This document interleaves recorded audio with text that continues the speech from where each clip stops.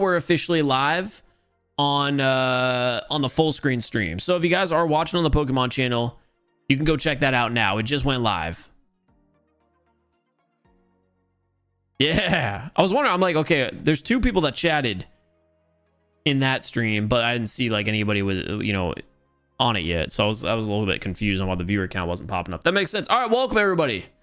We changed the overlay as we had talked about in some of the previous streams for the full screen Pokemon stuff. So this is the overlay we're going to be using in videos now. We have our live sub count right there. You can see a little bit of the office. Short stream also now sees a little bit of the office because I just got rid of the green screen. I'm gonna be honest, I don't like the shorts look as much as the full screen look, but I feel like it works. It's okay. TikTok is gone. TikTok is gone. TikTok is gone. No, how are we gonna survive? This is a message from Little B in the Pokemon chat. All right, anyway, Aquarius, I was gonna say I appreciate you. My bad for being slow. I haven't had my Red Bull for the day, so I've got a Red Bull, right, and a Cliff Bar to snack on here for the stream today before we hop into the Pokemon. And the reason is because 1, I'm hungry, but 2, Cliff has caffeine in it, and then of course we need the caffeine from the Red Bull. I hate when Little B is lazy. Yo, Little B, you've been getting attacked in the chat. While I'm just snacking and it doesn't actually matter for me to pay attention, we're gonna go ahead and hop into a solo battle, and you guys are actually gonna be able to see a nice look at the overlay. This isn't anything special. It's not abnormal for like the Pokemon content creators to use it. This is kind of the standard for overlays. I just haven't been using it this whole time, but now I went ahead and threw it on. We got a Gyarados bot battle that we need to play, so we'll play through it. I might be the only creator who uses this overlay and plays on tablet, though. I think all the other creators that use this overlay play on PC. So we still have a little bit of a niche look to us. But yeah, like I said, this one's pretty standard. You get all the information you need to see.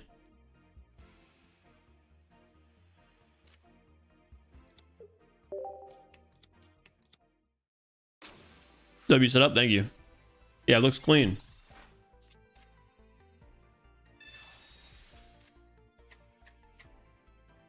I'm very curious how the shorts are going to react to the stream today.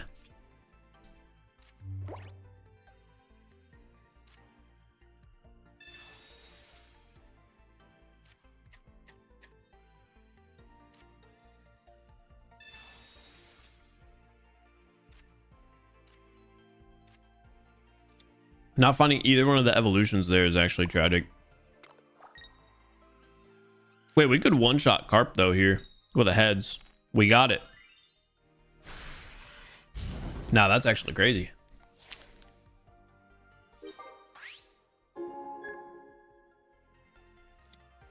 Must be you and Godsley who use this. A lot of people have this layout. But yeah, this is the same. Godsley has the same layout, too. You don't know which chat to look at. That's a good point. Just stay in both. Come on now, double tab. No, what happened to G Fuel? Weren't you sponsored by them or something? Yeah, I was sponsored with G Fuel in 2022, maybe 21, 22 or 21. Rapidash deck. Yeah, we're just playing a bot lobby or a bot match right now as I eat my food and, you know, drink my drink, talk to chat for a little bit.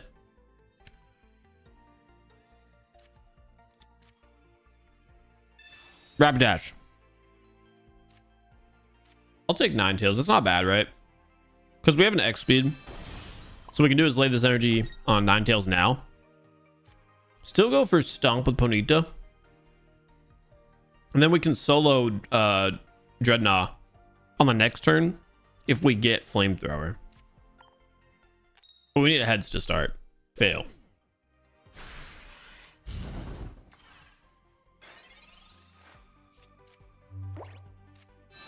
Mod's job just got harder. Yeah, I love making my mods' life more difficult.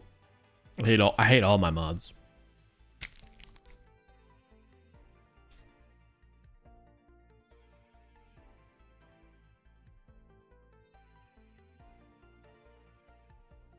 Oh shoot, it's already my turn.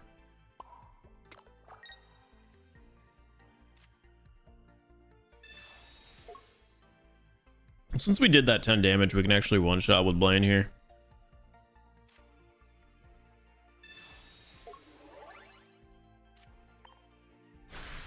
Hit you too? Appreciate it.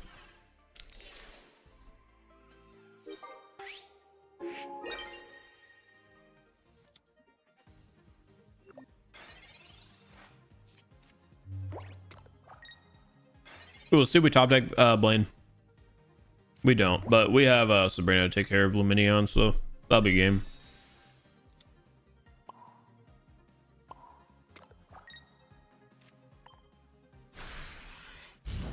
Stacking up our hourglasses, and the reason we're doing that is because of the fact that we have a new pack coming sometime within the next, I'd say, 4 weeks.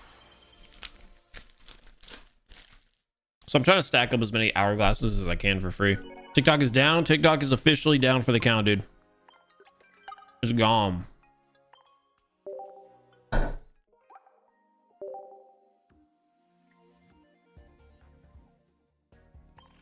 The question here is, what do you guys think is going to take over?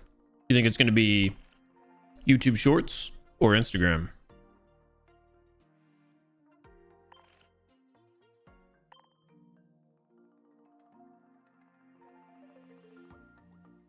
What deck are we using today, by the way?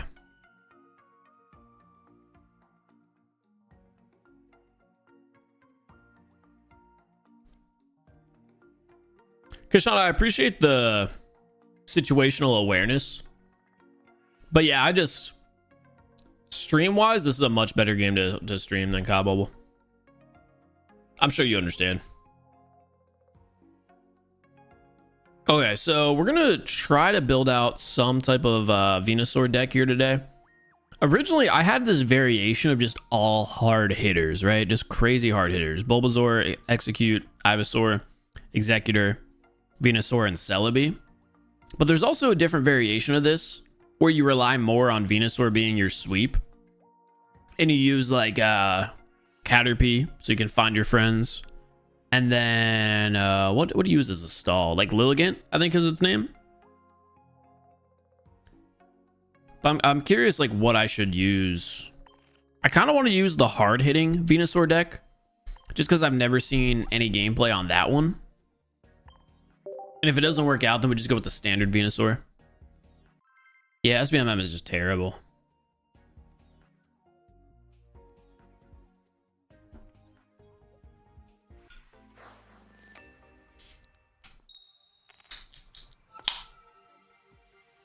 By the way, for those who watch the Completionist channel, I'm currently working on the other Dead Rising game.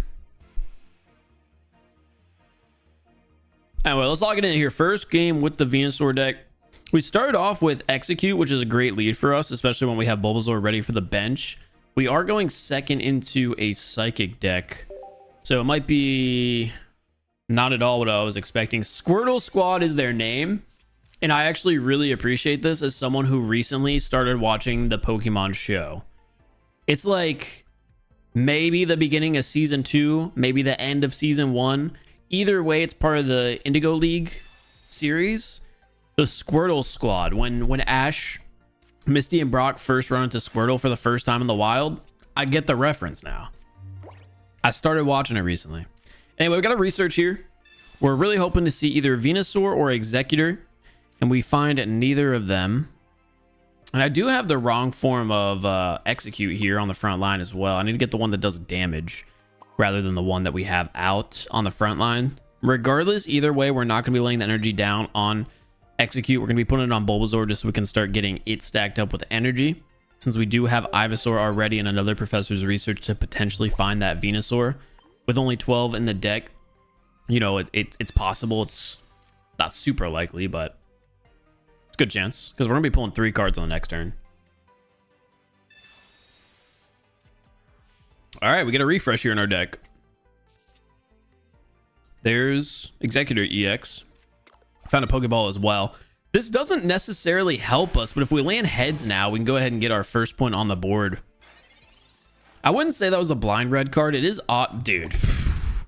If only we had Ivysaur now. That's crazy. I wouldn't call that a blind red card, but definitely an odd one.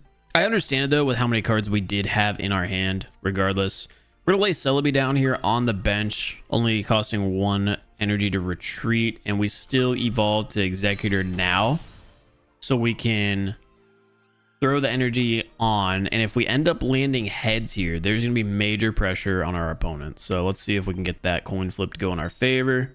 It doesn't. Tragic. Tragic. Reels are mainly replacing TikTok. Yeah, makes sense.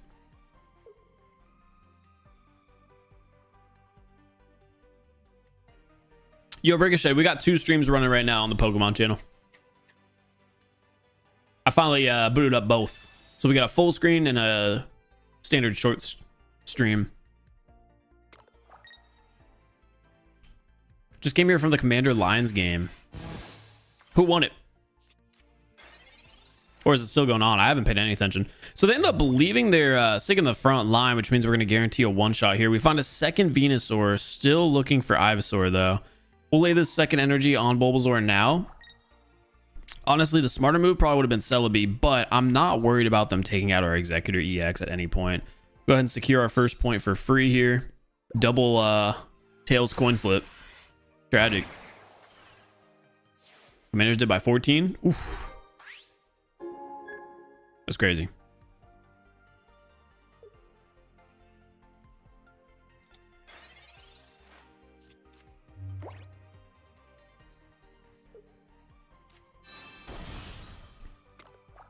They have their hunter on board.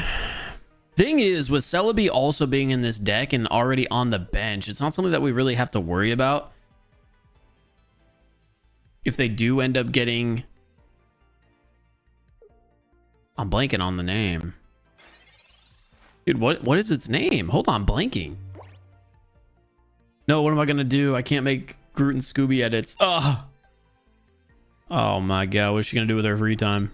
What's she gonna do with her free time, chat?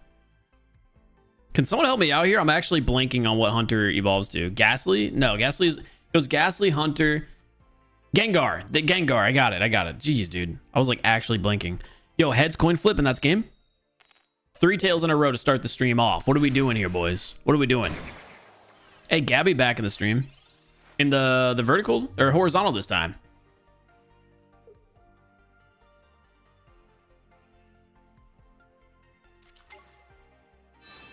They do have the Gengar EX. It is tragic that we whiffed on that coin flip because we could have guaranteed the win with one Sabrina.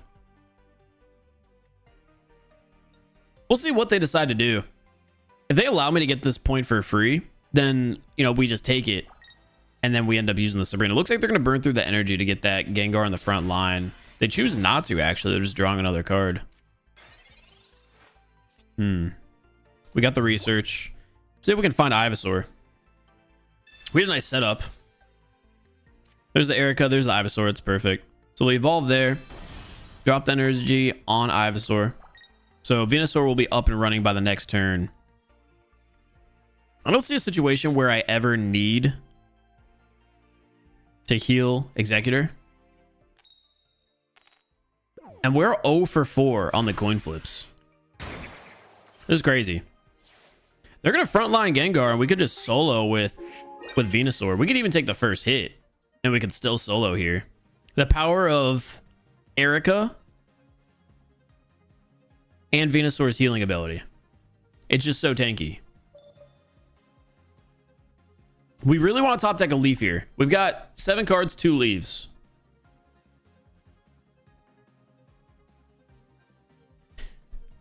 Oh yeah, the Gengar does make it so you can't use your supports. That's right. I don't know why I was thinking... it's been a couple of days. I was thinking that it was freaking... Oh, this is a weird play. Why'd they frontline Ghastly? I was thinking it was the one that Aerodactyl's passive. Yeah, that's my bad. That's my bad completely.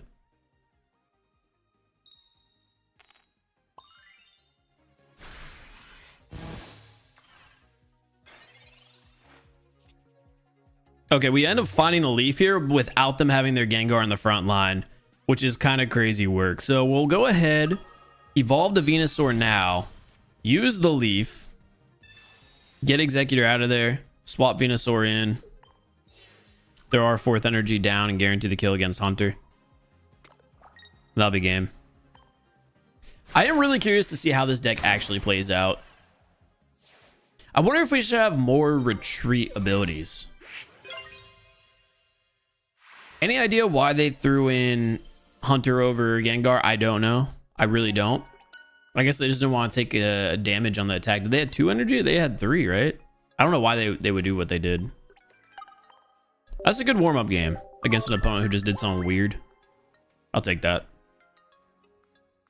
You're leaving. You're a Steelers fan? Hey, enjoy the game. Enjoy the game.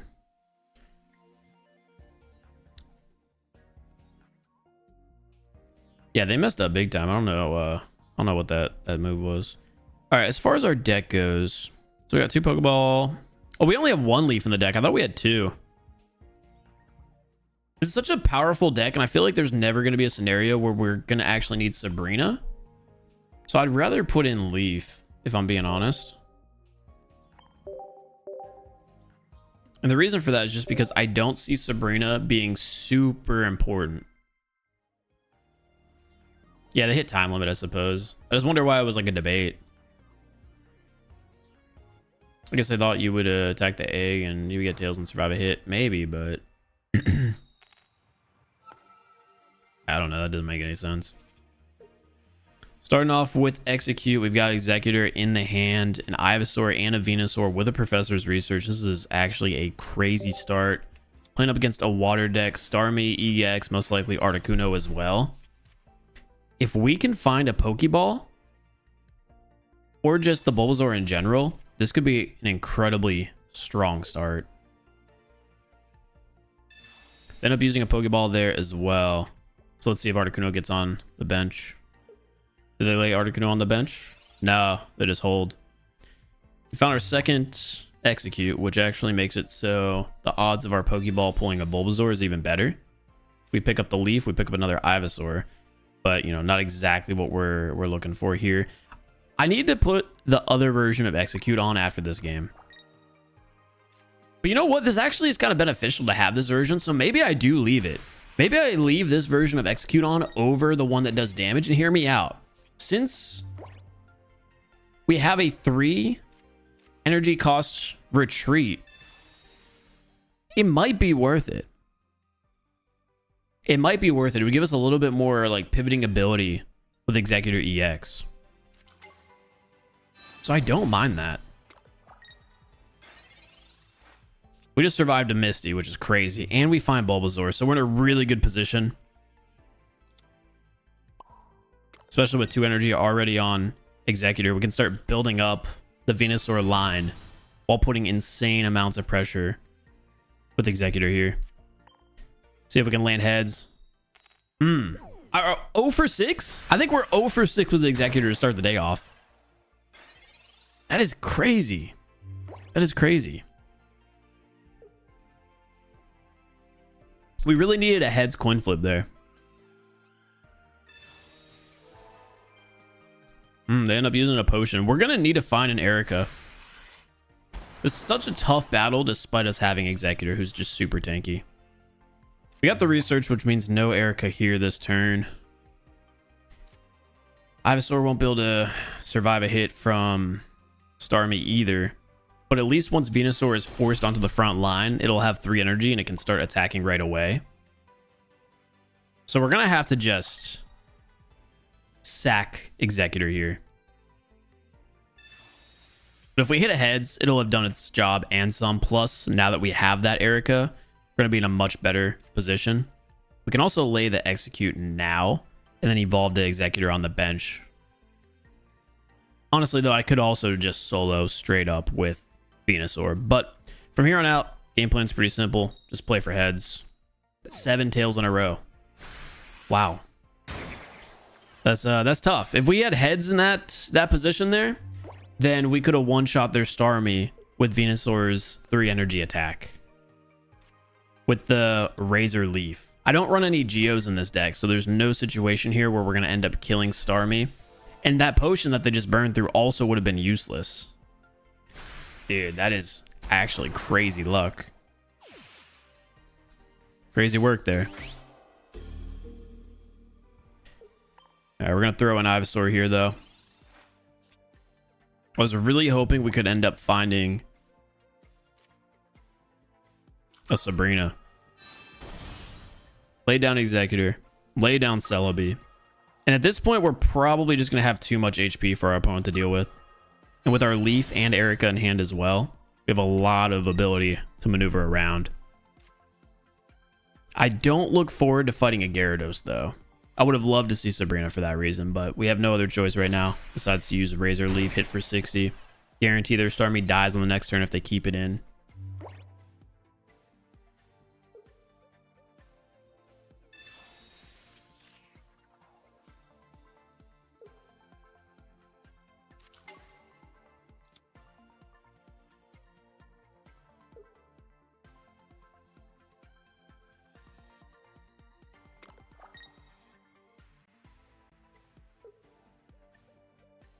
So they do end up finding the Articuno. Most likely they don't retreat. I was going to say a retreat comes in here.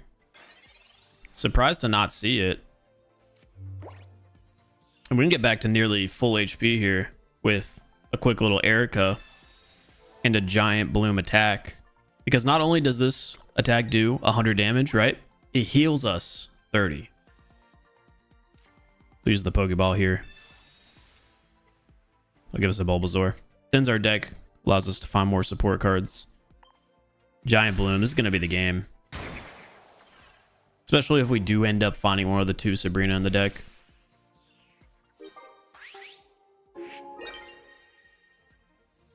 Let's see what their play is.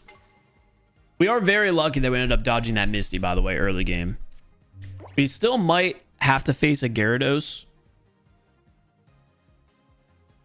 Here comes another Misty. Let's see what they do with it.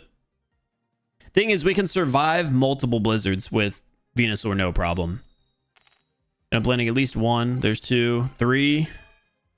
They got three heads on Articuno, and I'm 0 for 7 with my Executor coin flips.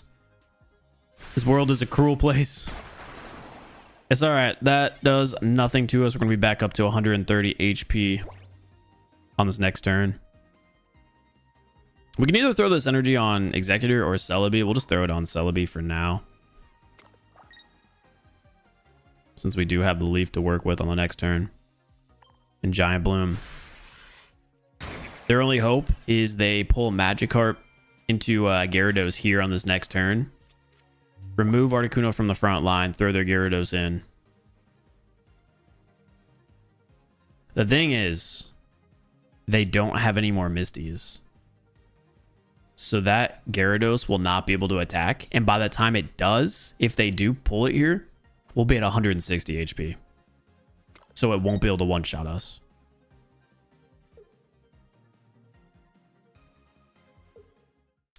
There we go. We get the concede. Their only out there was if they had Gary, but like I said, that wouldn't have even worked.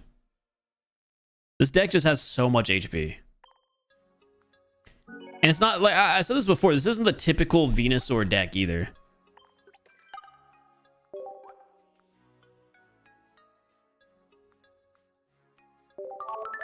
They should add a grass type Pokemon that has a similar ability to Vaporeon.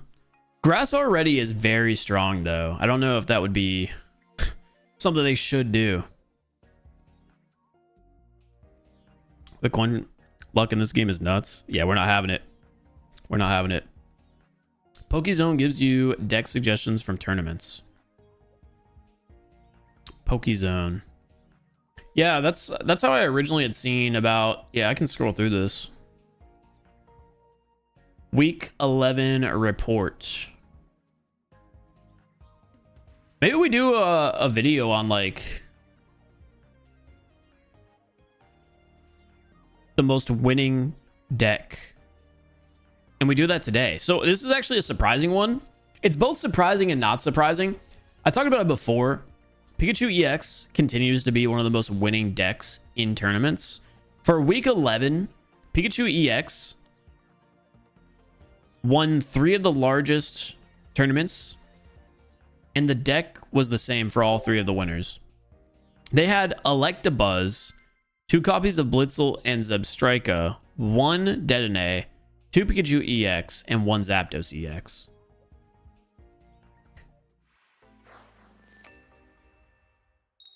It gives them a lot of ability to what, attack the bench, stun, stall.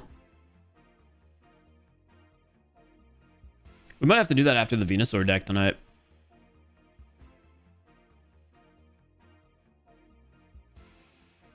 Might have to. All right, we're playing up against a fire. Nope, not fire.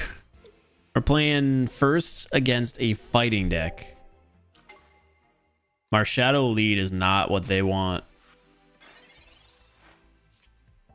I am curious how often this deck that we're using today whiffs, since we don't necessarily have any stall cards. Wow, but what we do have here is the full Bulbasaur line into Venusaur. Looking pretty good. Blender turn there. Marshadow won't be able to attack us for a minute. Yeah, I can show you the deck we're using here after this match.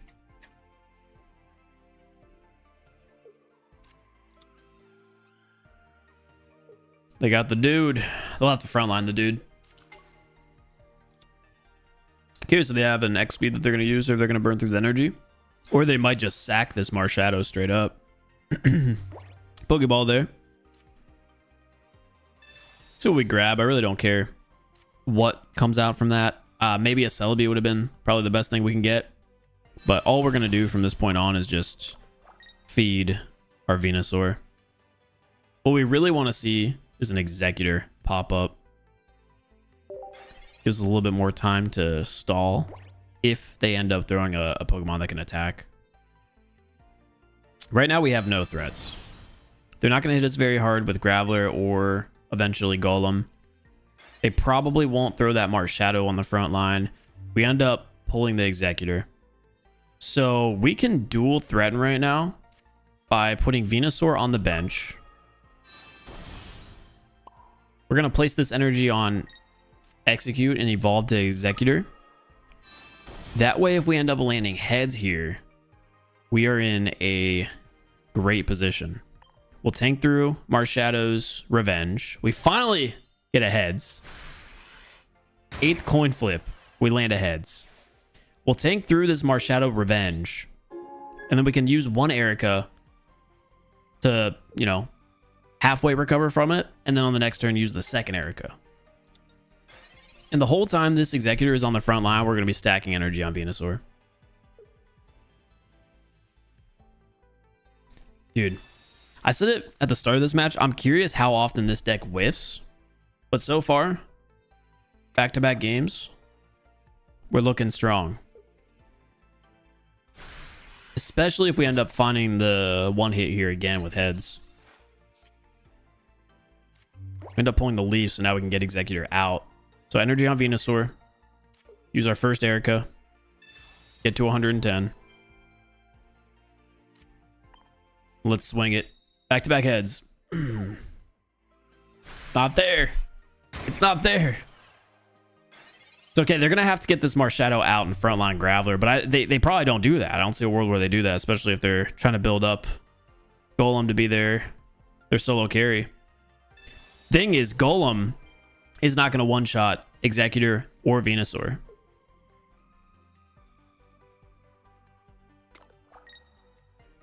If they have Brock in their hand, they'll have Golem up and ready on the next turn. I think what we do here is leaf Executor out and throw Venusaur on the front line. We can guarantee the kill against Marshadow. And then on the next turn, we can use the Erica to fully heal Executor. And if for some reason they decide to Sabrina us, I mean, more power to us. We can just do even more damage with Venusaur. Celebi is not going to need to be placed for now, so we'll just use the Razor Leaf.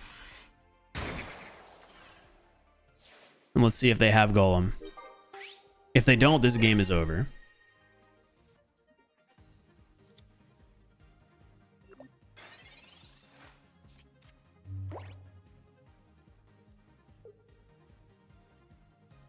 Do they have it? They're looking for a way out at the moment. So they threw the energy on. And they attack, so that's going to be game. Hey, back to back. Ended up pulling through with the kind of perfect hand.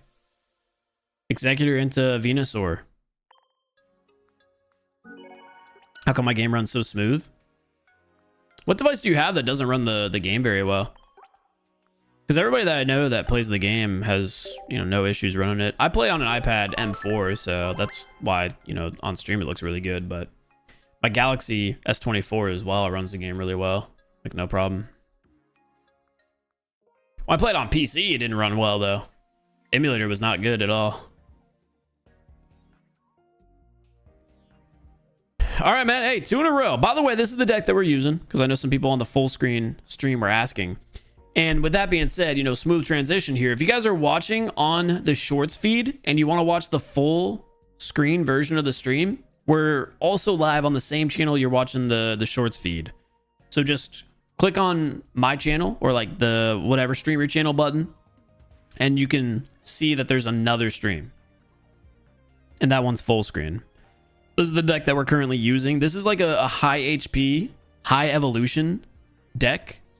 I really don't know, you know, how often it's gonna whiff, because it does feel like it's definitely like very pull dependent. But we're 2 for 2 so far. On well, I guess 3 wins in a row at the moment, but we're 2 for 2 on games that I think are actually like cool. But 2 Bulbasaur, 2 Execute, 2 Ivysaur, 2 Executor, 2 Venusaur, and 1 Celebi. Then we have 2 Pokeball, 2 Professor's Research, 2 Erica, 2 Leaf, and 1 Sabrina. No potion. No potion in this deck, just Erica. His house is NASA, because we have NASA internet. I have 1 gigabyte down right now, fiber, and I'm about to upgrade to 2 gigabyte whenever I sell the other house. I'm excited for it. Wow, dude, we can't keep getting away with this. So again, we're 3-0 with this deck at the moment, and we just pulled the entire Venusaur evolution line. That being said, we do have to frontline, which isn't great, especially against Mewtwo. So hopefully we can find a way to get Bulbasaur out of here, because I really don't like frontlining it against Mewtwo. On the bright side, we are acting first on energy, so that is very important against the deck we're playing. They do have Ralts, though. Oh, there's our Execute. Let's see what we get from the research. We're going to do the Pokeball first. Celebi is a nice card to pick up. Gives us a bit more HP to work with here early game. Oh, an Executor is literally perfect. We are running so hot right now. If we end up top decking a Leaf on the next turn, that would be big. But we are going to have to put this energy on Bulbasaur. I don't want to frontline Bulbasaur yet, just because there's no reason to do it. Or my bad, I don't want to frontline Execute yet. So we're going to leave Bulbasaur in. End our turn there, and then on the next turn, we're going to evolve to Ivysaur. Well, we're going to retreat Bulbasaur first, unless we find the Leaf. We're going to frontline Executor against Mew, who can tank the Psychic Sphere pretty easily, and then deal out a lot of damage, especially if we find a way to land back-to-back heads. So we'll retreat here and start evolving. Ivysaur first, Executor second. This energy is going to go on Executor on the front line. And now we just need it to stall while we develop.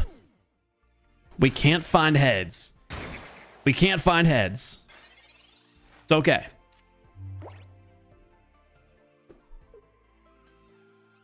We have so many options here, honestly. We could start loading up Celebi, and in 2 turns take care of their Mewtwo. Oh, which we absolutely need to do. Yeah, we 100% need to do that now. Let's hope we find Erica here.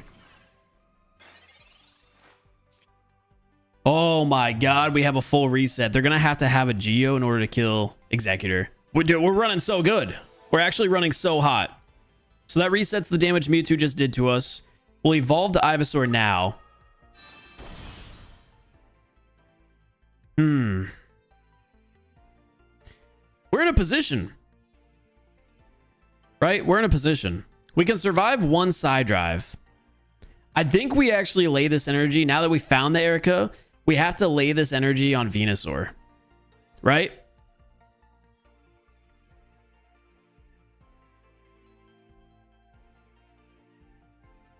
Then again, we can survive 2 turns. Unless they have Erica. Or, my bad. Giovanni. You know what? As badly as I want to put Venusaur in, there's just so many ways. We can go about this either way. I don't think there's a right way to do this. It's risky both ways because Venusaur requires 3 energy and Celebi only requires 2. But Celebi obviously has the factor of coin flips while also hitting harder. I'm going to put the energy here on Celebi, to be honest. And we're going to coin flip with Executor. Hopefully get a heads. Oh, that puts a lot of pressure on their Mewtwo. If they have another Mewtwo in their hand, they'll have to put it down now and frontline it. And that resets us a little bit of time. Let's see if they end up going for the kill against Executor. Huh. Okay, now we're in a tough spot. We can trade 2 points for 2 points. If they want to leave Mewtwo in there, I'll take that fight. I just don't want to trap my Venusaur and have to rely on a leaf pull. So it looks like they're going to trade 2 for 2. Thing is, I feel like in that scenario, I'm the one who's more developed. Because their Gardevoir is only going to be hitting us for 60 at a time. Obviously, they could have another Mewtwo. But by then, Venusaur should be strong enough. And there's also a chance we end up finding the Sabrina. So it's going to guarantee our kill here against Mewtwo. And of course, we land heads when it doesn't matter. After a whole bunch of whiffs. But I'm okay. I'm okay. Let's lock it in. Let's see what they lay down next.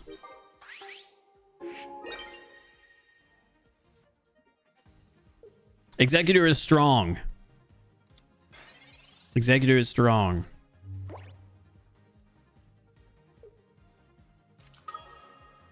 Okay, they have a Mew. I don't mind seeing that. I was thinking maybe they lay down a Mew or a Mewtwo. So they're going to leave Guardy out.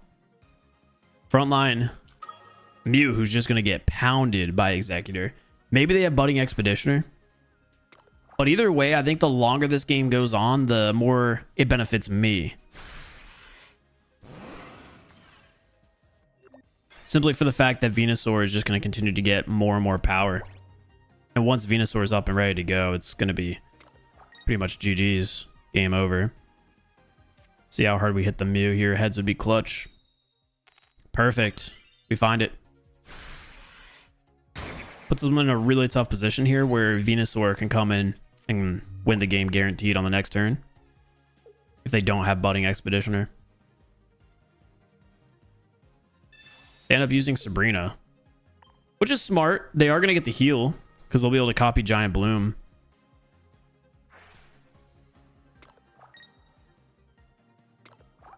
It's the second Sabrina that they used.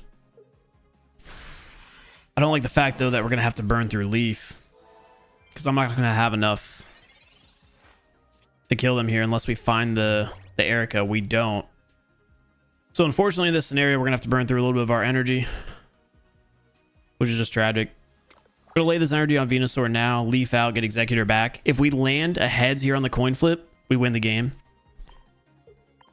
If not, well, we'll have to find the second Leaf. But we have plenty of opportunities here. Let's see if we get the coin flip. Ah, we don't. We don't. Now, we don't want to use the Professor Research in that situation because we need to use Leaf. But depending on what our next card is here, we might have to research on the next turn. Thing is, they're going to have to back Mew out of here or the game's over. So they do have Budding Expeditioner. Mew's going to get a full reset.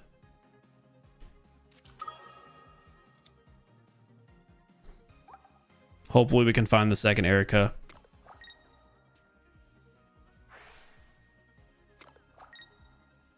They're going to attack with Psy-Shot here, huh? I don't mind that. I don't mind that at all. We find a Pokeball. We'll use it just to thin our deck a little bit more.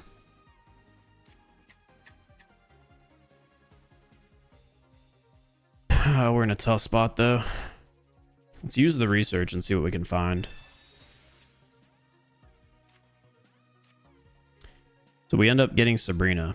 So this is good and bad. Here's the deal. On the next turn, Mew EX is going to come in against Executor and coin flip against us. If it lands heads, we're going to lose the game. If Executor can stay alive a little bit longer for one turn, if Executor can survive, then on the next turn we can Sabrina and win the game.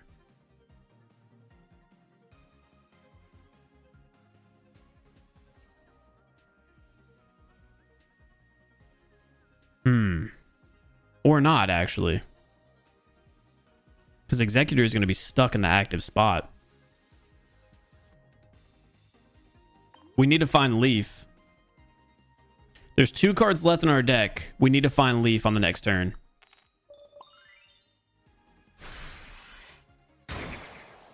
We're on a streak of getting heads. Like I said, Mew's about to come in here. Copy our attack. We need Mew to whiff on the coin flip. If Mew whiffs on the coin flip, then we're in a really solid position. Here it comes. Come on. We need Tails. We need Tails. They're copying our attack. Oh my God, they landed. They landed. I missed 8 in a row. And they go 2 for 2. I hate this game, chat. Hey, GG's. No, when are you doing a COD live stream? Bruh, I don't know. Brother, why did they didn't have my luck? That's crazy. And we missed 8 in a row. I feel like this deck needs more items. It has a lot of support cards. I don't know how I feel about it, man. Maybe replace Celebi. Maybe replace Celebi with like a potion. Ooh. Or just get Executor out of there. Probably. Or we could have run like the typical Venusaur deck. What about just Celebi Executor with no other? Oh, to be honest, yeah, I mean, actually, that is like a very meta deck. That is a very meta deck. That's just tragic. Facts. Pikachu is a weaker strategy than other meta decks, but tops tournaments because of its 25+ win rate against Gyarados. Its margin against Mewtwo is about -7%. It's just so fast. That's why it wins so often.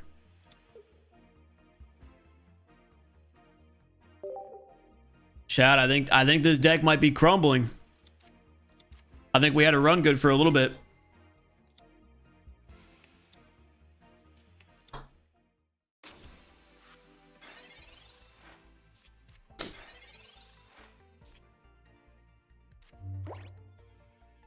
Would you rather chew water or chew colors? Colors, what? For sure. Anyway, we're playing second here against an electric deck. Pikachu EX immediately getting what it needs to get started and punishing us. But we do find Celebi. Yeah, I think we just have a weird combo right now of cards. We kind of combined a meta deck with Venusaur, where I think we could just revolve our entire deck around Venusaur. I did want to include like a variation though, for sure, in this.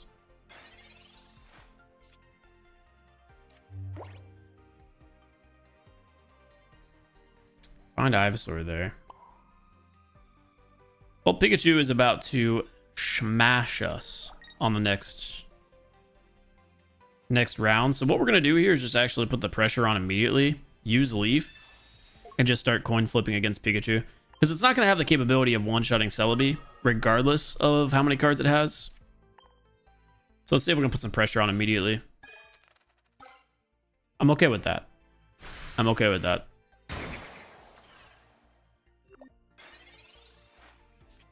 To focus Venusaur, would you pair it with Superior for faster ramp? Nah, I would put it with Caterpie. Just Caterpie, not the evolution line, by the way.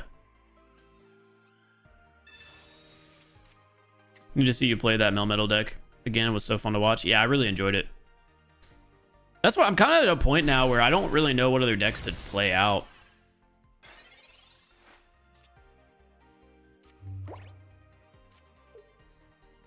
We're going to use Erica here. This is going to be a good old Celebi solo game. 3 coin flips, we hit 2. 2 for 3, baby. 2 for 3.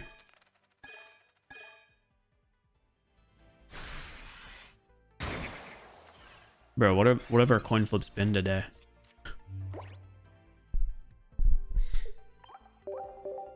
GG's. GG's. Alright, we're gonna change the deck around, I think.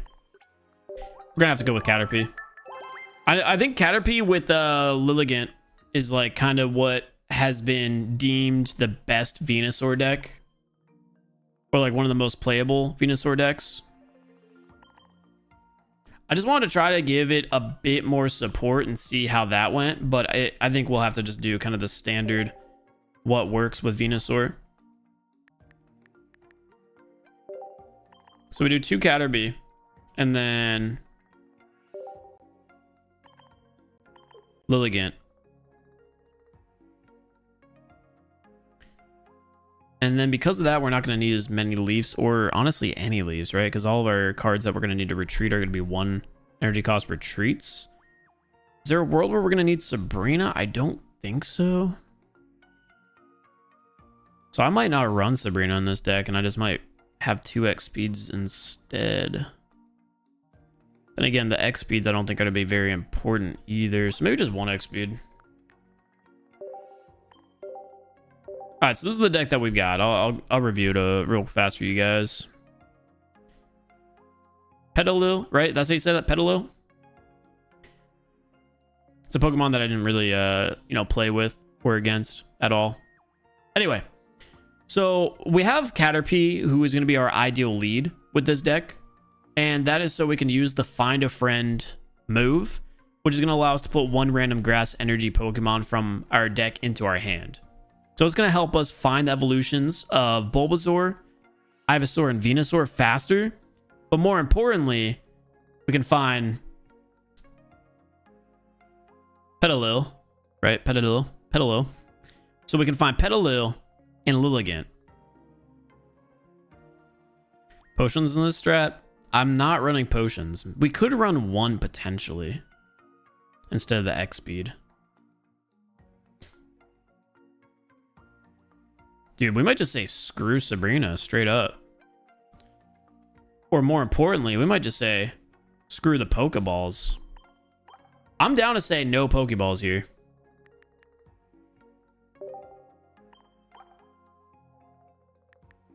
I lied. I bailed. 1 Pokeball, 2 potion, or 1 potion. A lot of 1s here in this deck that we've got.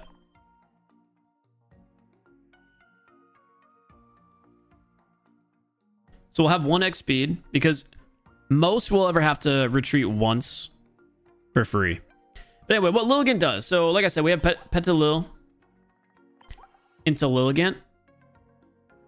And the reason it goes Petalil into Lilligant is so that we can have this leaf supply move, which not only does 50 damage to your opponent, but allows you to take energy from your zone and attach it to one of your bench Pokemon. So you can build up Venusaur on the bench and do it twice as fast while still dealing damage.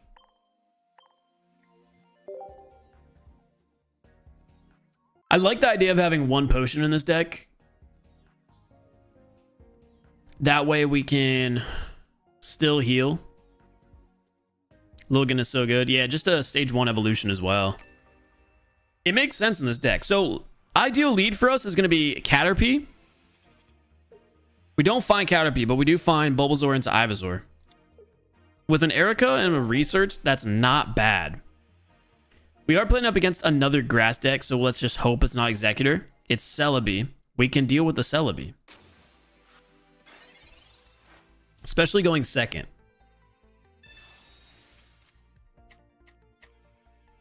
It's definitely a scary deck because it can ramp up and deal so much damage so quickly.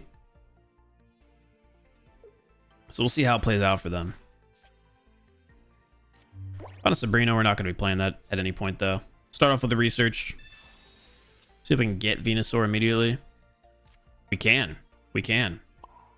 Okay, so we're very organically going to be building up Venusaur at the moment.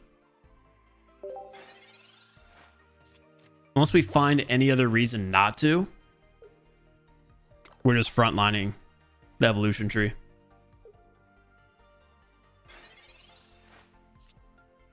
There's the potion, so that just gives us a little bit more power against Celebi to stay alive. Only 90 HP with Ivysaur, but once we get the Venusaur, we'll be dealing 60 damage per turn, and we'll be tanky. So Celebi needs to land double heads here. That's a given, right? What I'm going to end up doing is actually using the Sabrina now to ideally prevent this Celebi, who has 1 energy, from attacking us on the next turn. So hopefully that allows us to stall 1 more turn without taking any damage. And if it does, we'll be in a really good position. Because we'll be able to deal 60, and we'll have 190 HP, plus Erica, plus Potion. And I think it's just going to be GG against the Celebi deck. Them not having Snivy on the bench right now means they're just not going to have enough power to deal with us. Let's see if they found the X speed. They have Leaf. So they're going to burn through the Leaf. We just need to dodge the double heads.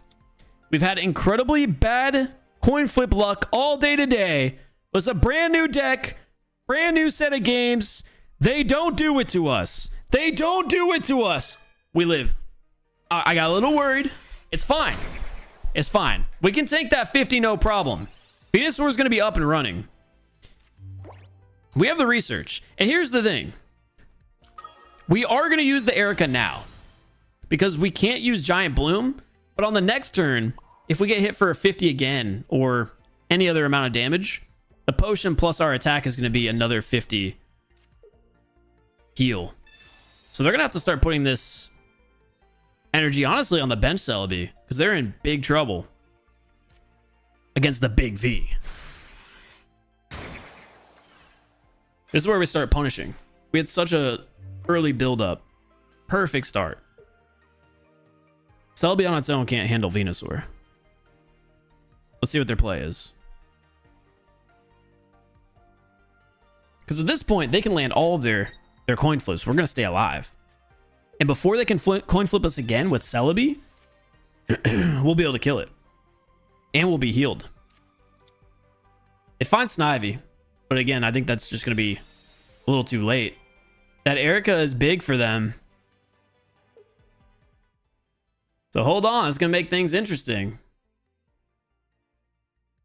They're finding the cards they need here. And they find the 3 heads. Oh, God. Okay. Everything I was talking about, it's looking kind of bad now. It's looking kind of bad now. We top deck the Erica, though. You know what? We needed that. They got lucky. We got a little bit of luck as well. So we can also Potion. Throw this energy down and heal 30 more HP with our attack. So we just came back up 100 HP after getting attacked by 3 heads in a row. Now don't do it again. Don't do it again. 3 heads kills us here. They have no way of keeping Celebi alive on this turn, though.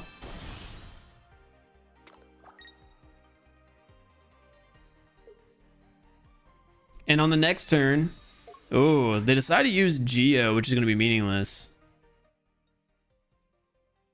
We just need to dodge 3. Dodge 3. Come on. That's good. That's really good. That is deserved. That is justice. That's what that is.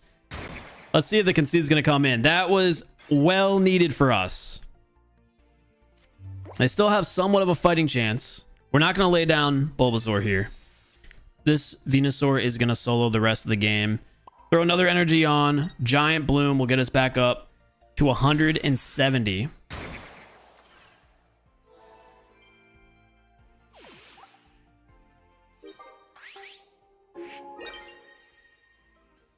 We're practically full HP.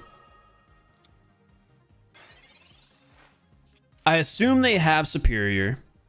So they're going to be coming after us with 2 coin flips.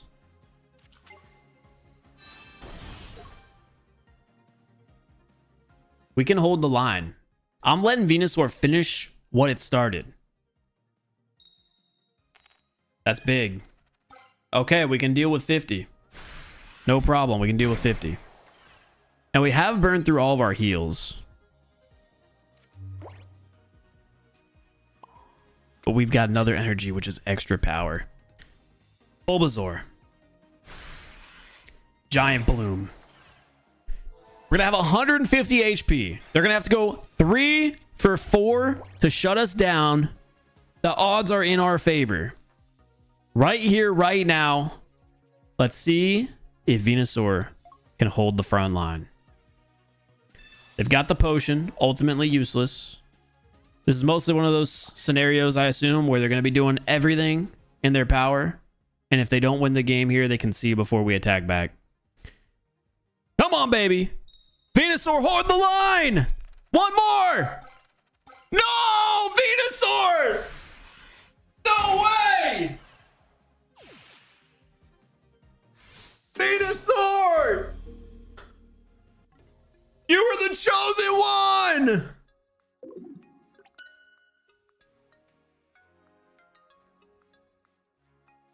How? How? Oh.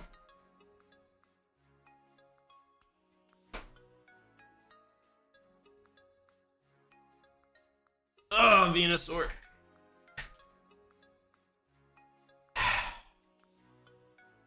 Don't gamble, kids. Dude. GG's, chat. GG's. They hit us with a 3 for 3 and a 3 for 4 in the same game? That's crazy. Run it back. That was our first game with this deck, though, and we literally did nothing but solo Venusaur. Dude, I can't believe it. They started off with the tails, too.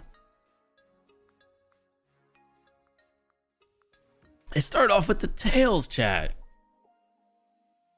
We were so good. We were so good. Nah, he was gambling, leaving the Vena in. He could have won, so let's be real. He had G. Bro, Venusaur had that. You try a steel deck? Yeah, I would love to, but I think right now the only usable one is Melmetal. Just got a God Pack? I might have some packs to open. Wait, no way. We're going up against a grass deck again here. I don't want to actually lead with Bulbasaur. I'd rather lead with Petillo. Petillo? Petillo? Is that how you say it? So we're playing up against a grass deck. We're going first this time, and they already laid 3 cards down. So we're going to lead with Petillo. Put in Bulbasaur.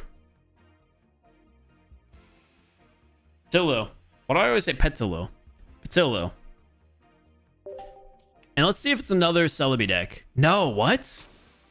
Is it a poison grass deck? Well, we got 2 Venusaur. All we need is Ivy.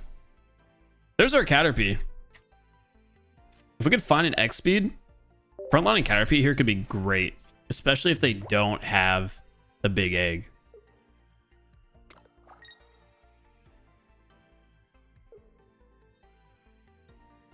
Come on. No big egg. No big egg. Very least, The non-EX version would be great. We do find the X speed. So Caterpie can start putting in work. We're going to retreat on out there. Start finding friends. We've got only Bulbasaur, Ivysaur, 1 Patilil, and 2 Lilligant in the deck. And 1 Caterpie that I forgot about. I think we only need 1 Caterpie in this deck. I forgot that we run 2. That is the only card that we didn't need to pull. They're at 3 energy already. I gotta assume it's the non-EX Executor. We're gonna lay down Ivysaur. This is big. We had found it organically. So let's hope for a Lilligant here. We got it. So I definitely could have put that energy on Lilligant and had it ready to go on the next turn. Would have 100% been the better move. Because then Ivysaur could have also been getting stacked up on the bench. We should have played for the Lilligant. Then again, throwing our energy down was because of the guaranteed Venusaur.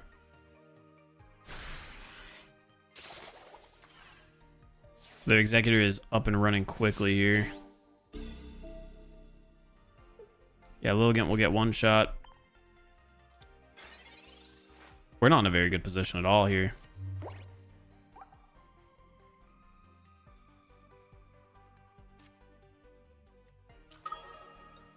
We are not in a good position at all.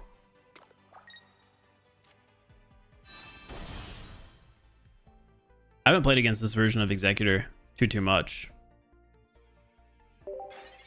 Ingrass though, we're not hopeless yet. Okay, because what we can do is always find the Erica, and we have the potion as well, so we can take a lot of that damage off. 120, Jesus Christ.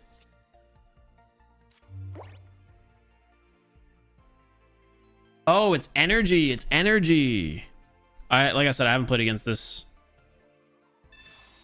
Executor too much. Yeah, we're cooked. They got us already. Oh, we found Erica. Doesn't matter though. Shit, that was crazy. That was a fast game. We got robbed of a game, and then we just straight up sucked in a different game. Not a hot start for Venusaur so far. Y'all ready for A2 expansion? Facts. Oh yeah, so I have a card to open. I have 2 packs to open here. We're still hunting Gary. I'll do another Gyarados gameplay if we can find Gary here. Chat, how long until your deck would have won? Just had to know to put Lilligant without any energy to tank. It still would have died though in 2 turns. We have something here. There's Gary. I guess I didn't specify. I wanted the 2-star version.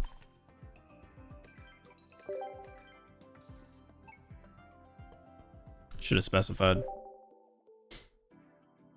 Hey Noah, do you know of a deck that uses 2 Weezing with 2 Koga and 2 Mew with 2 Budding Expeditioners? And something else that would work? The poison deck that I did a video on does have Mew in it. It's not 2 and 2. We have some type of hit here, chat. I'm feeling a gold today. The 1-star. It's dead nay. Remove the second Caterpie. Yeah, I don't need 2. I'm not gonna lie. Chat, remember when we got coin flipped? That was fun. I loved that for us.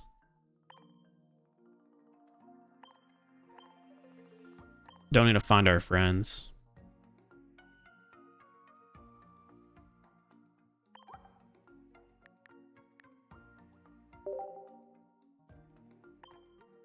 Double potion, baby.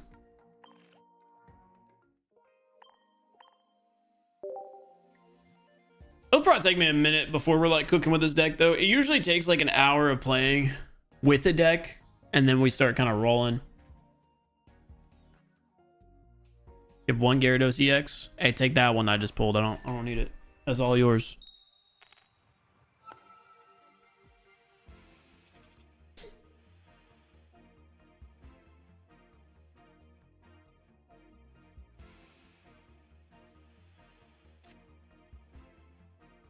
All right. right, we've got a Pokeball. Another choice for our lead against a fighting deck to throw in. Until they got Cubone. If we start getting smacked by Marowak off rip, that is going to be scary with this deck in hand. We're actually going to use the research first because I really want to hunt Bulbasaur. So we'll see what it pulls for us. A potion and a Caterpie. That's nice to see. It sucks that we're going to be acting on energy first, especially with these pulls that we did just get. We're going to throw Caterpie on the bench now and end our turn. Gotta hope for an X speed to pop up.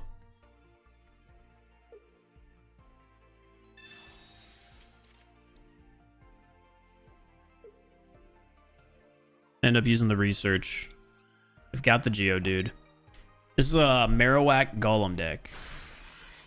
This is a fun one, actually. I would be so down to use this deck. End up top decking an Erica, which isn't going to do anything for us. So on this turn, we're just going to lay an energy on Patillo. No reason to use our attack. Won't do any damage, and we don't need to heal any. So let's just hope they don't have Marowak here. They lay a second Cubone down. And they have the Marowak. So we are cooked. We are very much cooked.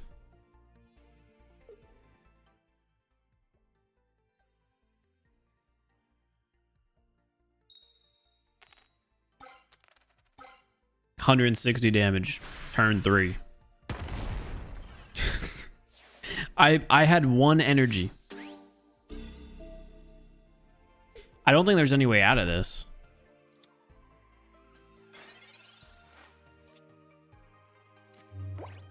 I don't see a way out of this. We've got Caterpie. We find the Bulbasaur, but it's just going to be too late here. We're not going to be able to get active and get moving.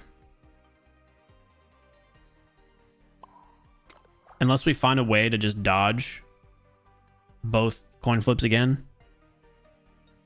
We're just so far behind. That Marowak can just do so much damage so fast. Yeah, we're drinking a Red Bull at this hour, baby.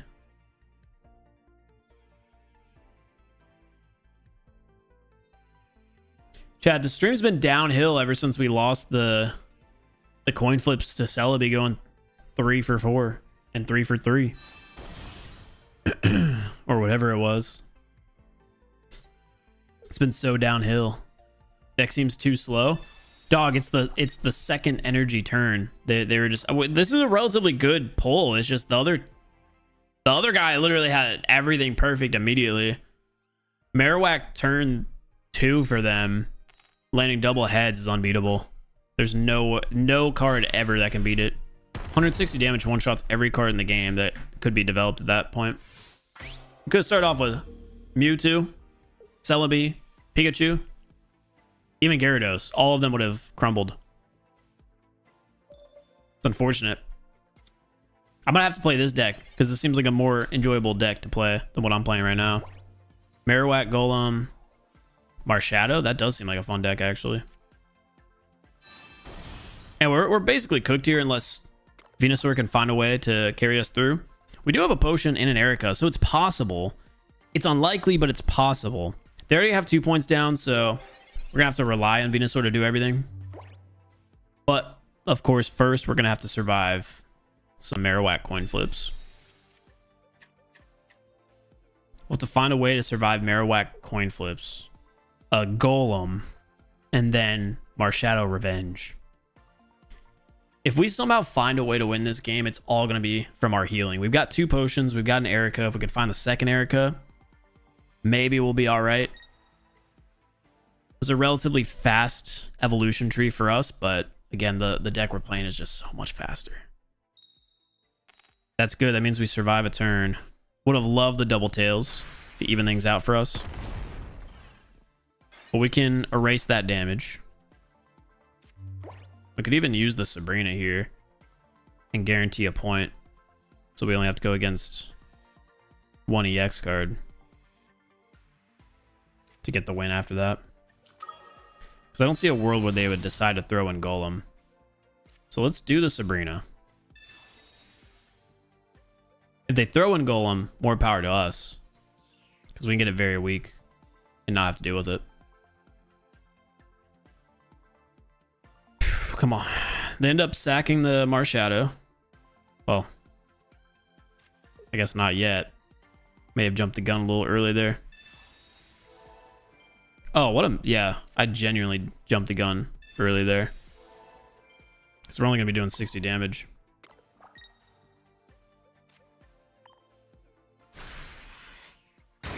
That was actually a terrible Sabrina. I don't know why I thought I was already ready to do Giant Bloom.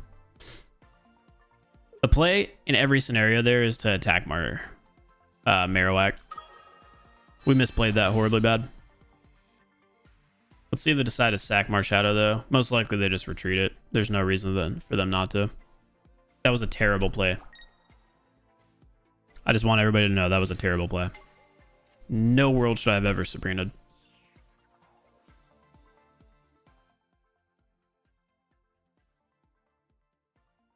And I'm so disappointed in myself for thinking that I had 3 energy.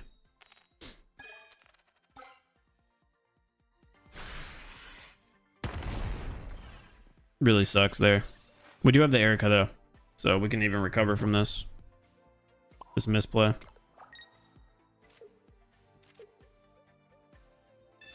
Since we'll be able to heal back the 80 damage they just did. And hopefully find another Erica.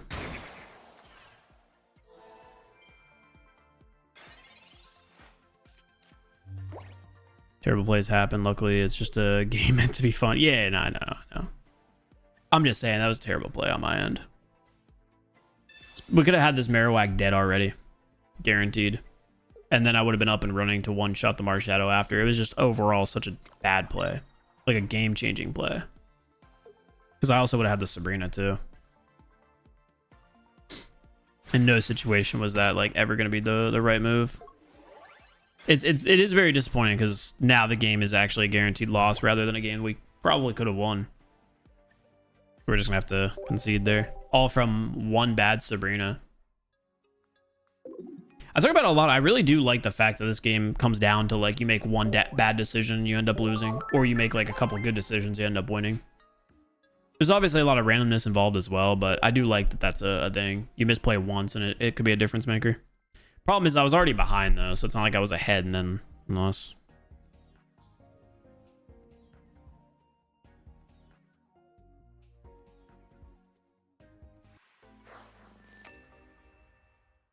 Agreed, you basically got to play perfect. Yeah, have the run good and then play perfect. Use 2 Erica. No, I only had used 1 of the Erica, but I didn't have a second one. There's no way I could win that after the misplay. This deck might be like a I have to use it for a couple of days type thing.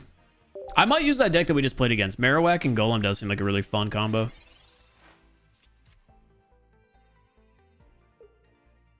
Especially when you have Marshadow in it as well, because it's very low energy cards. Don't turn 1 me. Oh, they landed. Oh, they didn't. It took a while. I thought they turned 1 me there. Thought they were doing it to me. Let's use the Pokeball. A Patello. Professor's Research. There's the Lilligant as well. Got both potions in hand. We're going to lay this one on Patillo.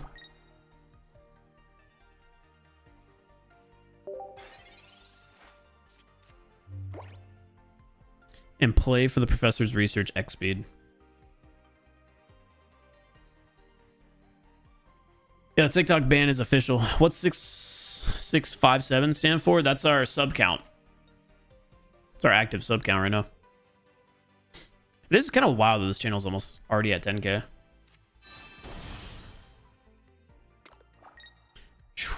That Cruel's going to be pretty mean here on the next turn.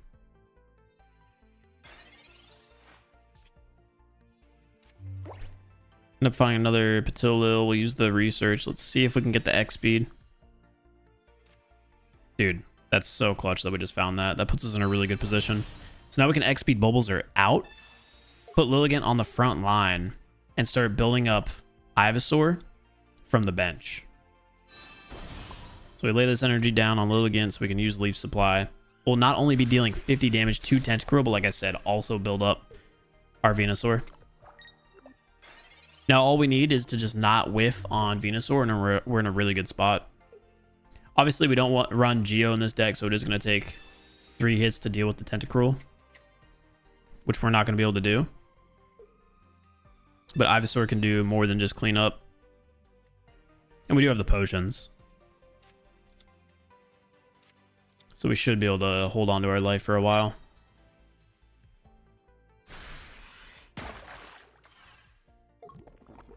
That potion, oof, that's a tough potion. Oh, that Erica's big though. Erica keeps us alive for another turn. We don't have to burn through both potions. And again, we can continue to build up Ivysaur on the bench. At this point, we also lay down another Zillow. We'll use Leaf Supply. We'll see what they decide to do.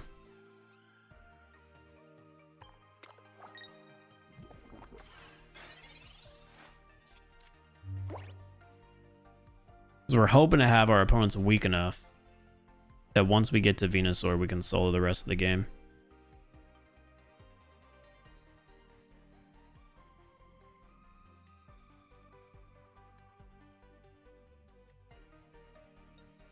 If they decide not to sack Tentacruel here,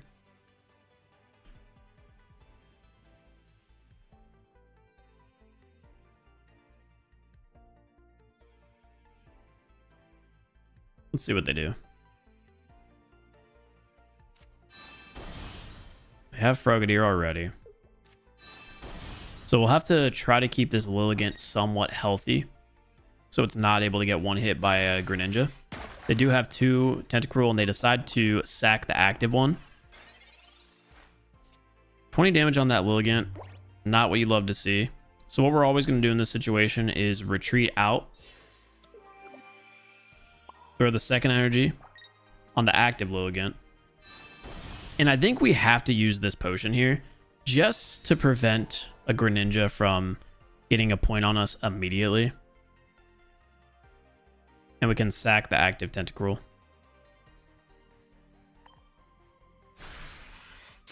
And we're also going to throw this energy on Ivysaur. We got 6 cards left. 2 of them are Venusaur. So we have really good odds of getting the pull that we need.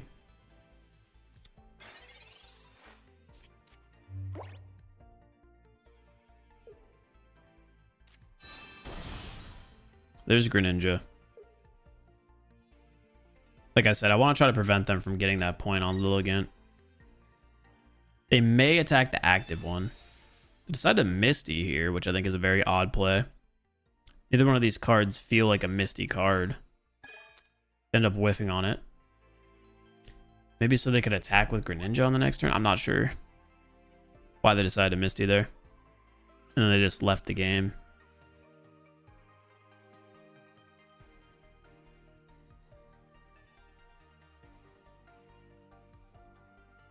Did you know about the Wonder Pick probability? I heard that it was also predetermined, just like the carousel, single pack carousel.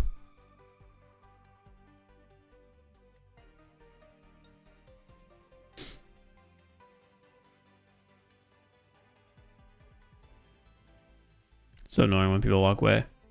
Yeah, I think they just gave up.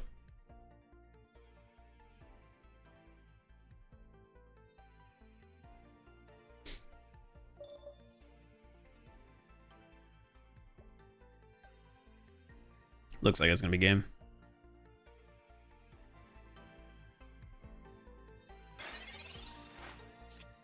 Yeah, we did find the Venusaur there as well, so we're in a really good position to solo the rest of the round.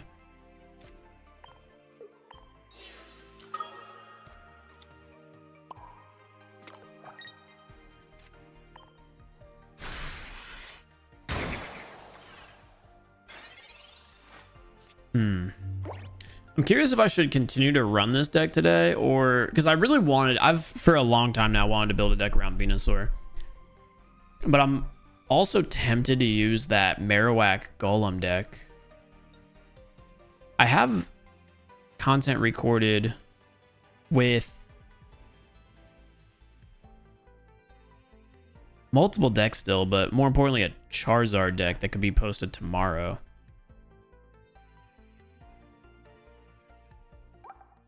Yeah, dudes. Probably just annoyed that we continue to heal multiple times.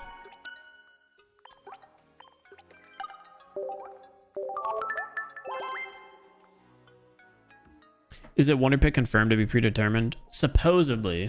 And the reason for that was because players were getting notifications for challenges like finishing cards before they made their pick. So people were thinking, okay, it's predetermined as well.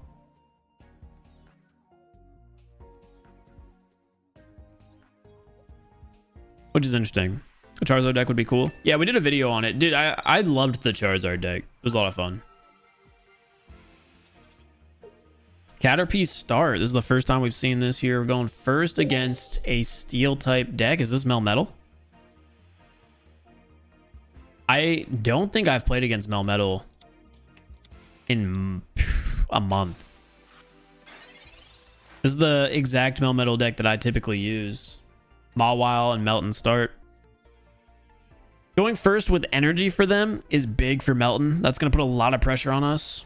So we need to find Bulbasaur here right now, since we do have the ability to evolve first. We're going to end up whiffing on that, but we do find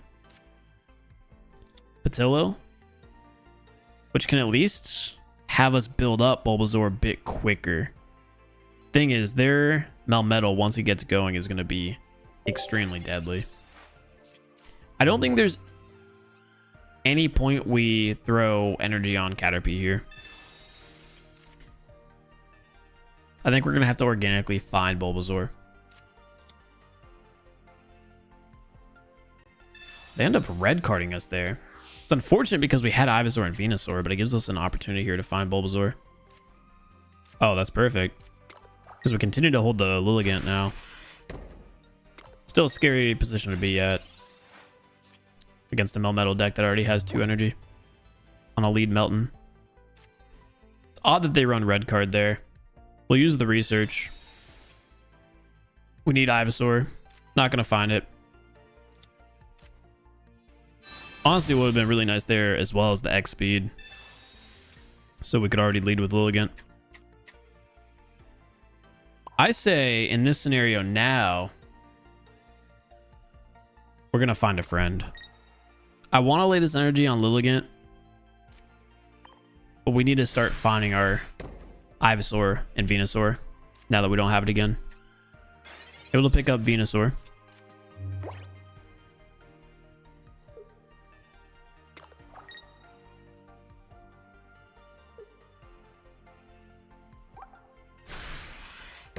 I've not played against this card before. I wonder if it's just intended to be a lead. Next turn, Melmetal most likely is going to come in and start griefing us. So we got to start building up Ivysaur here now. Don't think the Sabrina will ever come into play. A factor at the moment. So for the rest of the game, the plan is going to be to just organically build up Ivysaur and sack the Lilligant and Caterpie. And hopefully clear the rest of the game with Venusaur.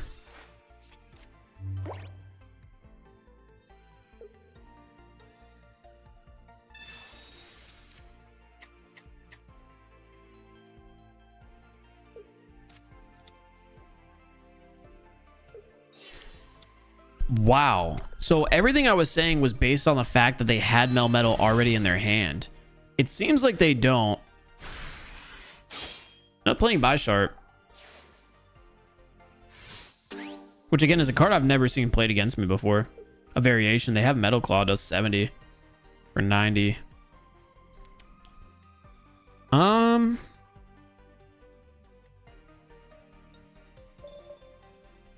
Like I said, I think we just sack Lilligant here.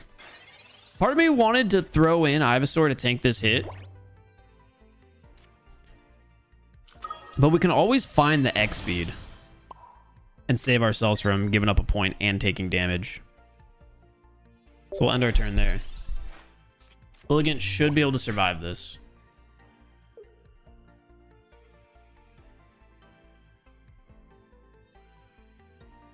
How many cards do they have left? 8. They hit us with the Sabrina. Which is fine, because like I said, Venusaur can tank this hit and be healthy.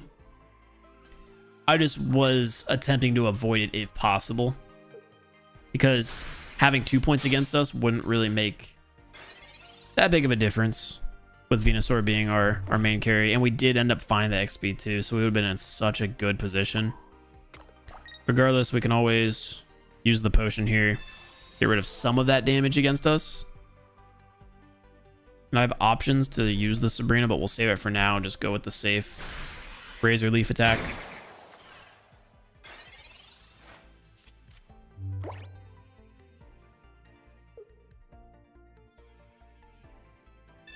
They're going to X speed out of there. Let's see if they frontline Melton. If they do, that means we're in trouble. It means they have Melmetal now. And Melmetal is going to be hitting us for a very painful 120. So we need to find one of our Ericas now that have a fighting chance of staying alive. We do so. Don't we still get hit for 120 and lose? Yeah. All right, I'm gonna go to the bathroom. GG's.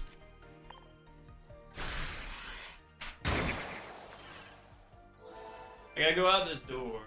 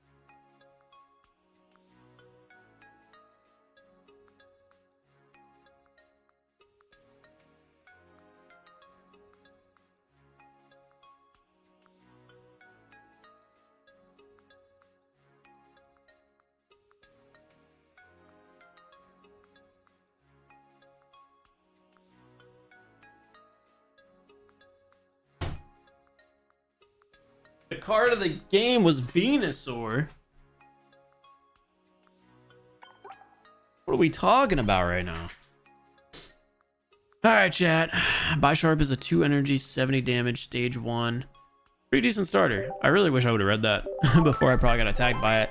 I don't think it would have mattered. Dude, we've been losing with Venusaur. I think it might be time to throw in the towel with Venusaur and attempt to build out that deck that we just saw played against us. Because I do really like it. I'm not talking about the Melmetal. I do love playing the Melmetal deck, but I'm talking about the fighting deck, the Golem variant, where instead of rocking Aerodactyl, they borderline might even have one set of Graveler Golem. Because what they had against us was 2 Cubone, or yeah, 2 Cubone, so I'm assuming 2 Marowak as well. And then Marshadow. This could work, actually. We don't need an egg, actually. Do I have 2 eggs? Cool. So we got Potions, X Speed, Pokeball, Professor's Research, Brock. This deck has the ability to hit for pretty decent damage. I don't see a Geo being helpful, so I think we'll do Sabrina. And Marowak and every other card outside of Golem is going to be a 1 energy cost retreat. So definitely Sabrina over a Leaf. We'll attempt to use that deck. See if we have better games. Because I think we went like 2 for... 2 for a lot. Hey, I just wrote 6,666 subs. I appreciate you guys.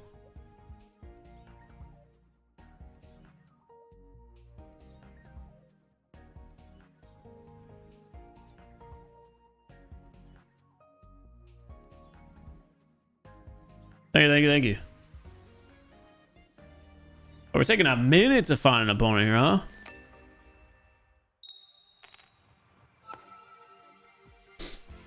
Taking a minute.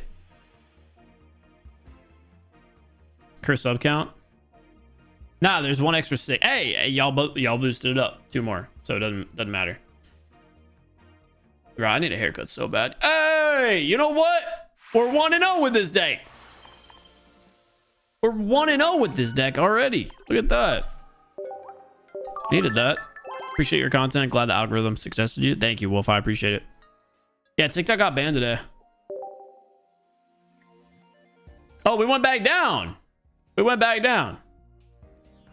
By the way, if you guys are watching in the shorts feed right now, I did want to just mention that we are doing a horizontal stream for the first time ever on this channel. So if you want to check it out, it is currently available.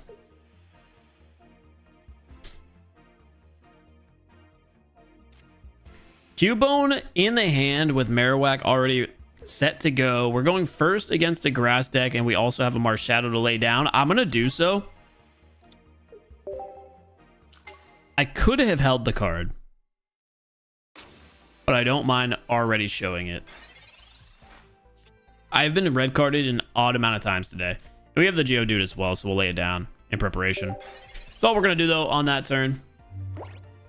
Us being able to evolve early is not going to matter at all. They're leading with Mew, though, with a grass-type deck. So, what do you think? This is a Pidgeot EX deck with Mew? And who would they run as grass with that deck?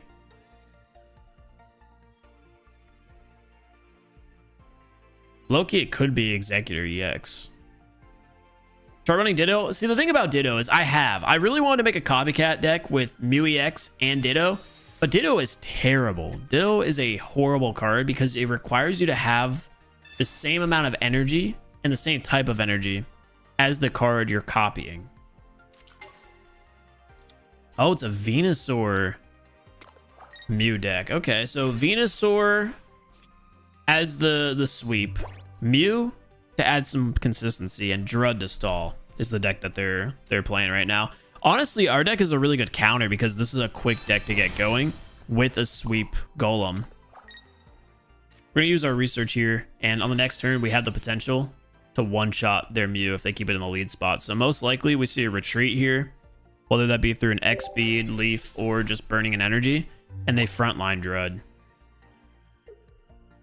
I just don't see a world, though, where they keep Mew in. They might be doing so unless they have some type of retreat card. Budding Expeditioner, that makes sense. And of course, they are going to frontline Drud there. It's funny, we swap from a Venusaur deck and we immediately play against one.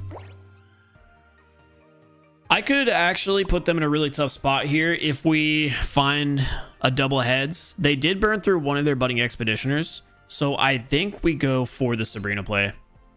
There's no world where they throw Ivysaur in, and if they do, cool. But I figured they would play Mew.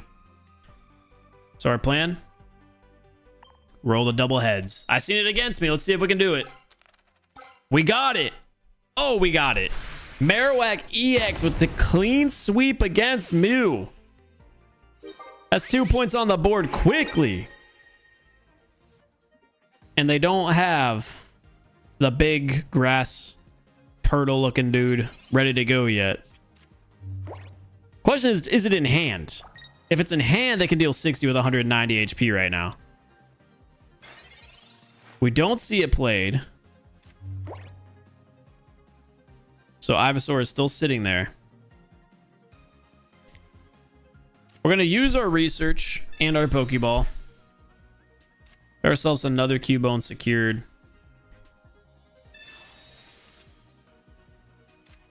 There's the X-Speed and Sabrina. So none of Golem's evolutions are anywhere to be found, which is fine. We just lay down Revenge for Marshadow. Just lay down some energy. And we could even start working up another Cubone. into a Marowak. But that being said, the game is over if we can find a double heads. We find one, which still puts us in a really good spot because on the next turn, we can pull Marowak out and put Marshadow in on the front line. That is, if they don't have Venusaur here. And even if they do, we have the Sabrina to work with. And they end up conceding, so they must have not found Venusaur. At game number 1 with the deck, that was smooth, dude. Marowak coin flips, they came in clutch. Dude, killing that Mew there that early was insane.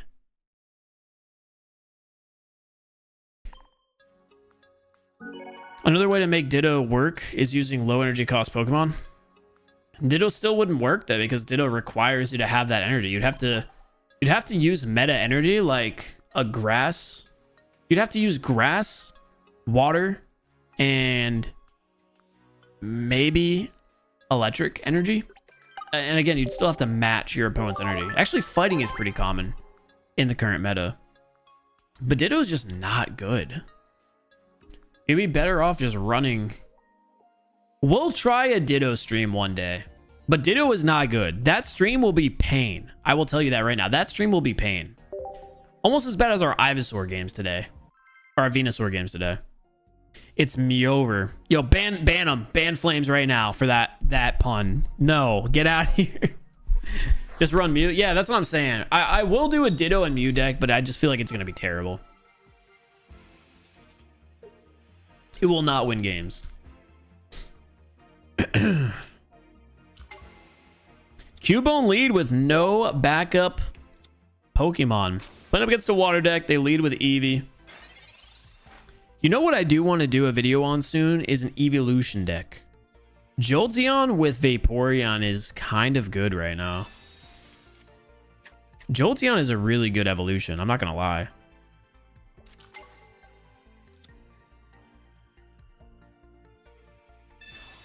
Hey, Mackenzie, I appreciate it.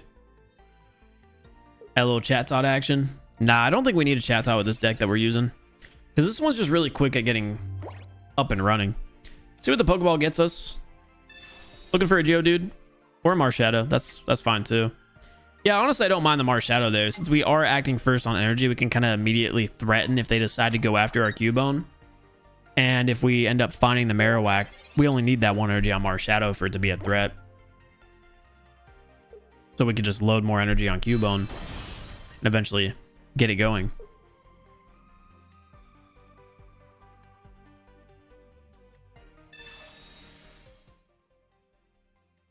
Misty play here, which makes sense. Loaded on their Eevee if it's going to evolve to the Vaporeon that can transfer. They only get 1. Oh, they put it on War Turtle.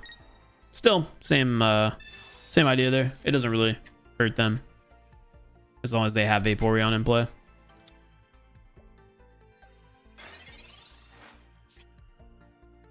We have a research.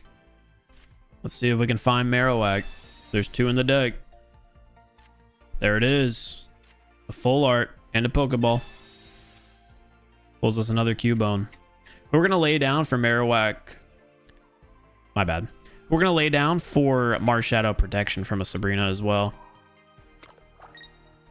I don't see a scenario where we don't evolve here, so we're going to do so immediately.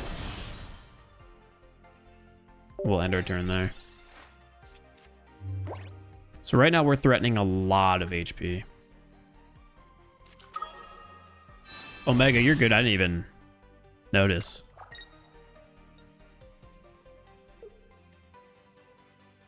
Can't you not use Misty on Eevee because it's not water type? You're right. You are right. They have Blastoise EX up and running immediately. Woo. Okay, this is scary. It got scary. And they hit us with the stall Sabrina. So we need to find the X speed.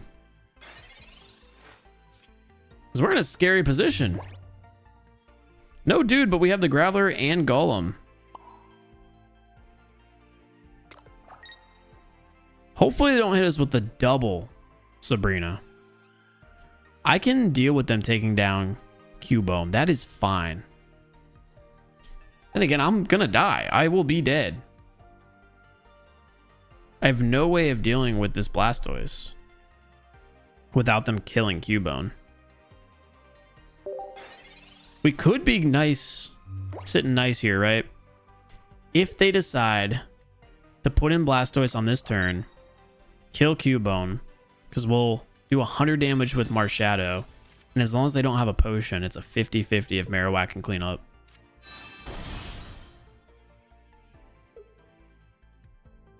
They landed one Misty Heads. It's coming into play a very big factor at the moment, especially with Eevee just sitting there. I don't really have a play. There's no world where I can frontline Marowak because they'll just kill it in one shot with Blastoise.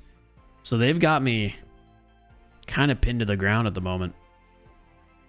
I don't think we have anything to do but to put this energy on Cubone for now and end our turn.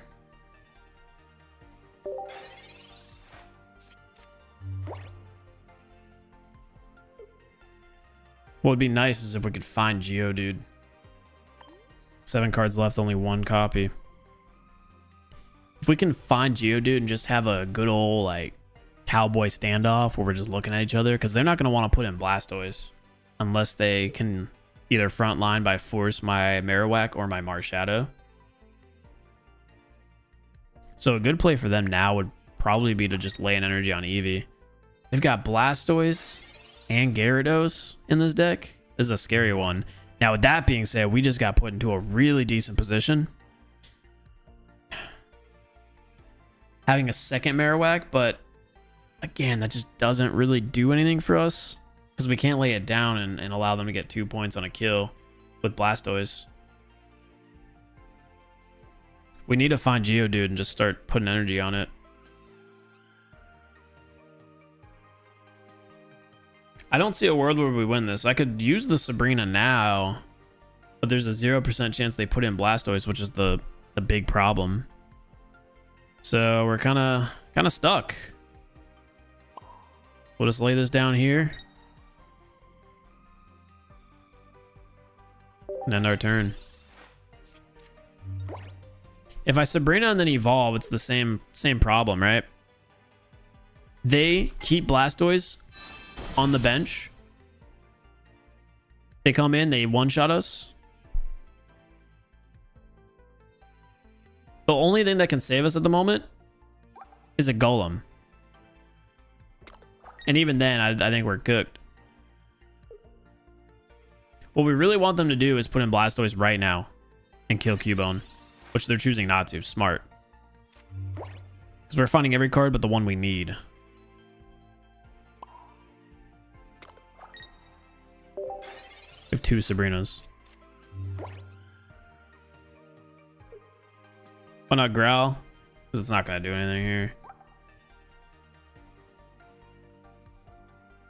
I don't think there's a world where they ever attack with Eevee.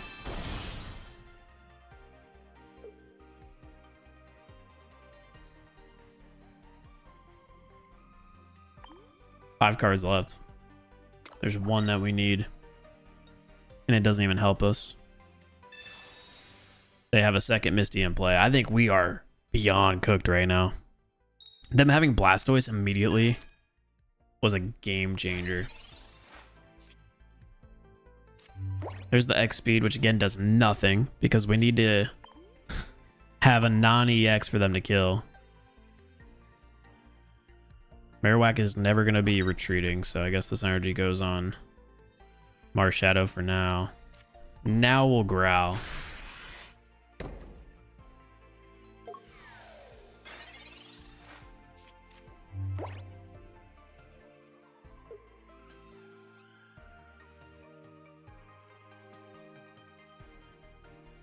Daniel, the reason Sabrina will never work in this is because Blastoise will one-shot Marowak. Marowak will never be able to get an attack on Blastoise, and none of my Pokemon could immediately one-shot trade. So my best opportunity... Now I just lost the game because they found Sabrina. But my only play was to hope I could find and build up Golem before they attacked us.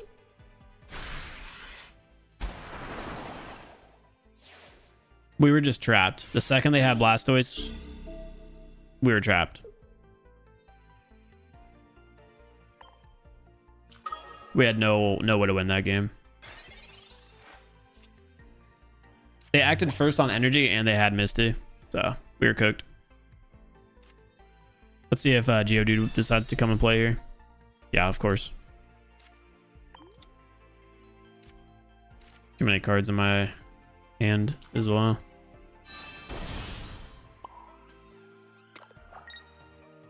Sabrina also wouldn't matter. But the other guy's phone dies mid-turn, you win though. It's possible. Possible. This is why we really needed Marshadow alive and for them to not have Sabrina to us. If they ever killed Cubone there, we would have had 1 point against us. Marshadow would have come in and done 100 damage to Blastoise, and then Marowak would have cleaned up with 1 coin flip. So it would have been 2-2 at the moment, with them only having a 1 energy Gyarados. 0 energy on any of the other Pokemon.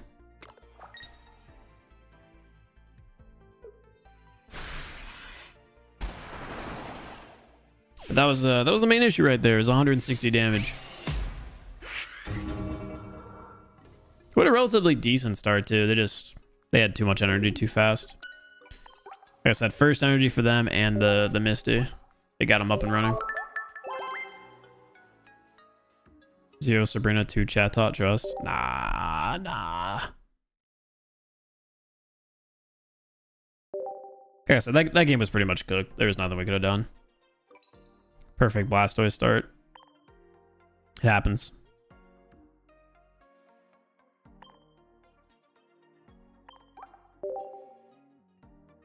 Ish Pokemon, dude. Ish Pokemon.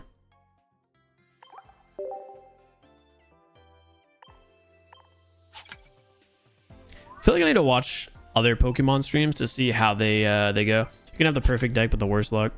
Yeah, but you can also have like a terrible deck with great luck. That's what I was about to say. I think I should watch some more, or I haven't watched any, but I should watch some Pokemon streams to see what it's like for other like streamers, because I just don't know what it is like when people use non-meta decks. It's typically about how it goes for me on live stream, where it's like about like 60-70% win rate if they're running pretty well. We're about to hit 350. We did slow down a lot. I have a fun Venusaur deck if you want. Is it this Venusaur deck? By chance? That's what I was playing earlier. No. What do you have in the Venusaur deck? Joshy boy. Built a trash deck on purpose and I defeated a Mew deck. Goat. I feel like I'm just at that point with playing the game that I've built all the decks that are like decent. This game needs new content ASAP. That's kind of what I was getting at. It's like now I've just used most of the cards. So Marshadow lead here is never what we want to see, especially up against a Psychic deck. But on the bright side, we are going first with an X speed. They have Psychic Energy with an Articuno that uses Ice Beam. So I actually have no idea what we're playing against. Probably just Mew in this deck and they forgot to take Psychic off. I could be wrong. I guess we'll see. I am 100% wrong. It's a sleep Articuno deck.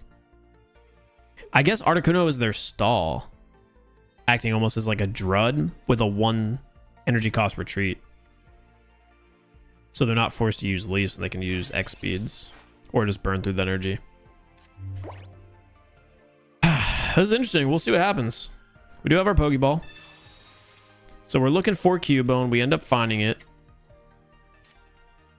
We're not going to bother retreating yet, though. We're going to lay the energy on Cubone for now.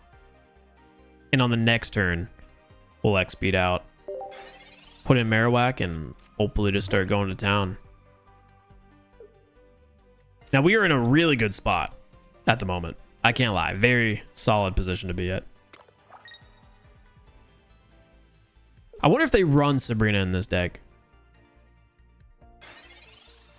If they do, it didn't come out there.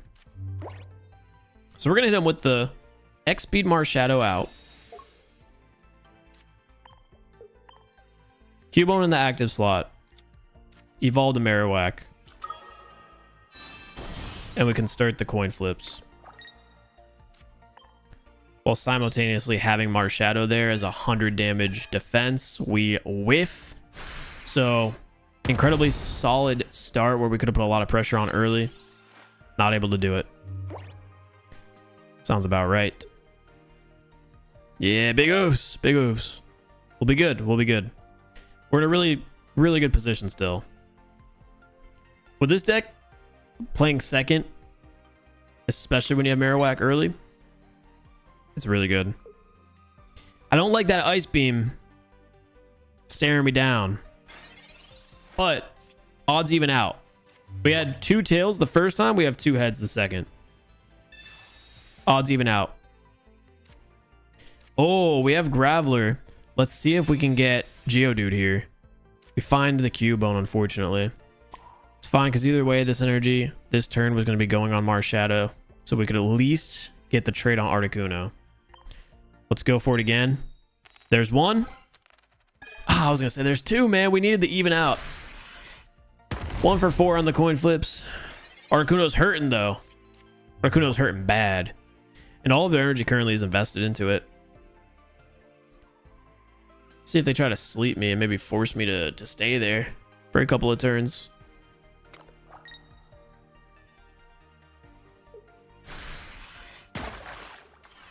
Now they just hit us with 60. We're gonna get paralyzed? We don't. There's a couple approaches we could make here. We could burn through the energy on Marowak and guarantee the kill with Marshadow. Or we could leave it on the front line to coin flip. I think the move is going to be to just have Marshadow go in. No extra damage revenge. And just secure the kill. So we're going to... Do we use the potion here? No reason to do it yet. Put Marshadow on the front line. I'm done dealing with coin flips. We'll clean up Articuno for the 40. That's all of their energy gone now, so I don't mind burning through 1 to sack their 3 in their lead card. Question is, what are they going to lead with? Probably the Old Amber, right? I feel like in every scenario, you lead with the Old Amber there and then discard if you don't get your pull. Instead of trapping a Drowsy. They ended up finding their pull as well, so they could have actually frontlined immediately Aerodactyl. We end up getting Geodude there. Problem is, we're going to be burning through energy. So, Geodude's going to be laying bare for a while. Gotta be careful about this version of Aerodactyl, because if they flip a coin and it lands heads, they're going to just blow our Marowak off of the active slot back into the... What, the hand or the deck? Back into the deck. So that can be scary. Luckily, if we get this kill here, we'll already be at 2 points, and we could just put Marshadow in against Aerodactyl. I'm not going to use the potion for that reason. We might get blown back into the deck. Let's see where the coin flips take us, though. We just need 1. Double tails again. I have had the worst coin flip luck today. We've got to be rolling 75% tails. Y'all have been watching this, right? We went 0-7 to start the stream off with Executor coin flips. Rolled like 2 in a row and then went 4 down. And now on Marowak, we're 1 for 6. Doesn't come back to hurt us yet. Ooh, especially with another Cubone. As much as I'd love to start laying energy on Graveler, I feel like it's just a tough investment, knowing we could possibly get blown off. And again, that's the worst that could happen. We could just get blown off. So we might build up Golem in this situation. Yeah, I kind of like that play. We're going to finally start working on that, especially with Brock already in our hand. It will take less turns. Let's see if we can secure the kill here.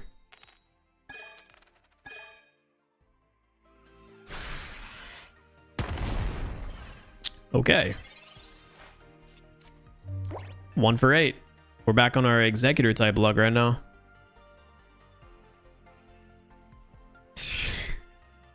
Nah, this is crazy. This is crazy. On the bright side, Drowsy's still stuck in there. They might not run Leaf in this deck, which is why it never was pulled out.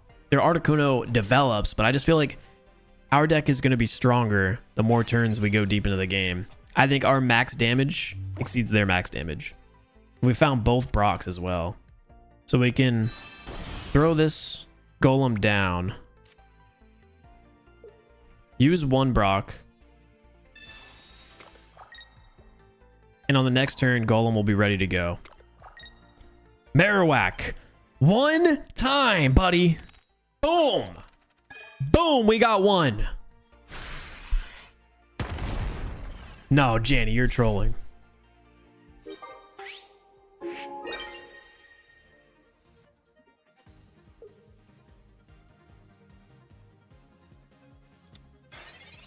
If their Aerodactyl blows Marowak off of the field right here, right now, Golem wins the game. I feel like this was a very weird front line. They had to have done Articuno. Now, they can sleep us, of course, but if they decide to attack with Aerodactyl, if it's not just a block... Ooh, they miss it. Then we win the game. We win the game. If we get blown off, we win the game. If we don't, we just retreat. They end up missing. Hey, you know what? The coin flips giveth, and they taketh. We just retreat Marowak out of here, put in Golem, throw that energy down. We don't have to waste the Brock because guard press will do 120 damage and win us the game. Very off meta on both ends, but we end up taking the win there. Interesting game. Terry walk back and forth. Same girl, I don't know what to do without TikTok. Hold up. So on. Someone donated in Space's chat to get you a Dyson. How much did they donate? Because YouTube tax. But how much did they just donate? Speaking of donations, Arash with the $2 super chat said $2 for the heads flip. Hey, you got me one. Let's go. I appreciate that. Thank you so much. First super chat, by the way, on the live streams. Thank you. Chat, we have 100 viewers right now on our horizontal. This is the first horizontal stream that we've ever done. The push out has been very minimal as far as total views. Hear me out. Our total views on the stream is 588. So to have 100 concurrent viewers is actually insane numbers. It's been steady climbing. They donated 200 plus and cash apped him 350. Brother, Janny, you have some simps. What? Bro, she has some simps in Space's stream. Maybe it's the strat to go into his stream and say, babe. What's up, babe? God dang. No, that's crazy.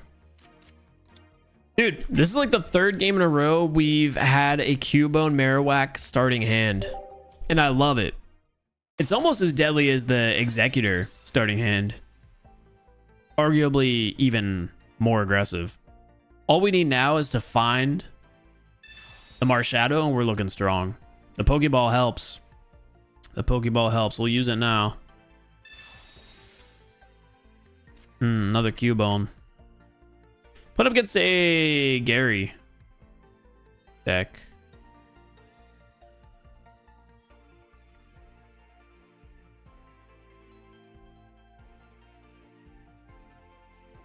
I don't see a world where we ever need to throw down the other Cubone. Because why would they rock red card? I've seen it, but why would they rock red card? Please. I appreciate that, Jose. Glad to hear.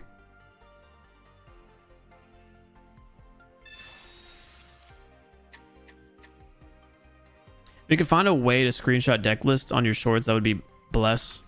Yeah, I've seen some people talk about that. I definitely can. I definitely can. It's a Chatot discard Gyarados deck. That's a really nice start too with Magikarp in the active spot because you can just leap out. Frontline chat. On the next turn, they've got Misty. Oh, no. Oh, it's a long Misty. Oh. Oh. Yo, gentlemen, we're cooked on the next turn if they have Gary. We're cooked. I'll have to top deck Sabrina. And then attempt to kill with Marowak. Chat, if we lose this match, it's just GG's. They've got 3 energy before I've even had the opportunity to place 1. All right, Marowak. Do your thing, I guess. I don't know. Honestly, we have double X speeds, so it's kind of crazy, but we can do this. It seems like we're going to be burning through, but this is a defensive play with how much energy they have from that Sabrina. We're going to X speed Marowak out, frontline the Cubone. And the reason we're doing that is just in case they do actually have Gyarados at the moment.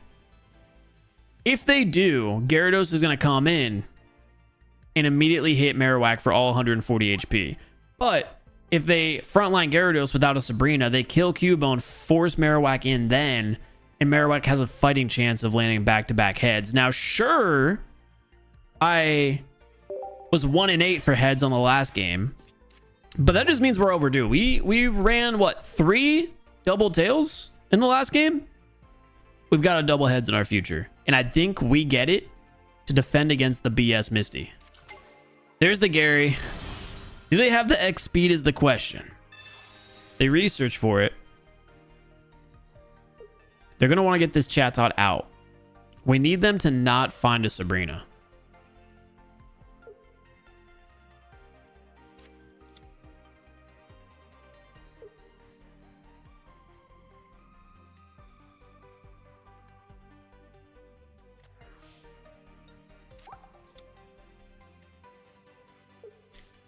Oh, God. Jenny is YouTube's sweetheart. Tattoo tour is crazy.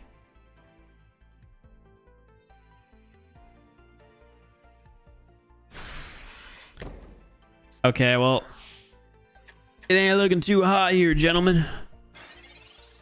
God, that Misty is scary. I don't even know how a Pokeball helps us here. Oh, it does. It does. Because Marshadow can be active now against the Gyarados. And then it would just only require 1 coin flip if Gyarados gets in. That was the card we needed. So it is actually really good that we decided to frontline Cubone. Especially with how quickly they had it. We've got the double Brock, so maybe there's a chance Golem can come into play a factor here if they stall a bit longer. At the end of the day, I don't know who stalling helps more. Us or our opponent. That second Gyarados means probably our opponent. Here comes the Misty. Surely they don't triple head Misty 3 times. Or twice in a row. No, they whiff it. Okay. Well, they laid energy on Gary. Are they going to retreat and immediately start attacking? That is the best case scenario for us. Is if they just brainlessly attack with Gyarados. We would have a fighting chance.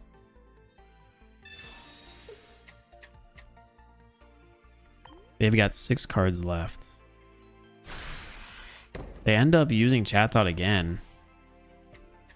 I don't know what else they could possibly be looking for besides, you know, whatever supports they play, whether that be Geo or Sabrina. It most likely is Sabrina, so we really want to see Geo pop up here. There's a Sabrina and another Marowak. The problem is we actually don't want Marowak on the front line because we're not trying to give him that second point. So for now, we just lay the energy on the bench Marowak and hope we can find 3 of the last 5 cards left, right? Geo, Graveler, and Golem. Ideally, Geo first.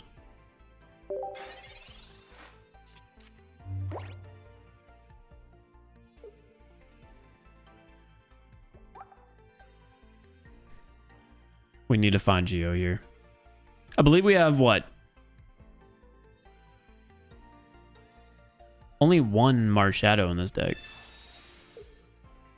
The Sabrina was the card we really just couldn't afford to see. And this feels like a very similar scenario to the Run Good Blastoise Misty that we lost to. Misty just made it unpreventable for both of these losses that we've had for us to do anything with it. Of course, they just put in Gary. We can't get that 100 damage that we needed. Same scenario as last game. If we could have found Geo at any point in the game, we could have benched it, prevented ourselves from being vulnerable to a Sabrina. But unfortunately, our block play just didn't work. And again, nothing we could have done about that. Sucks.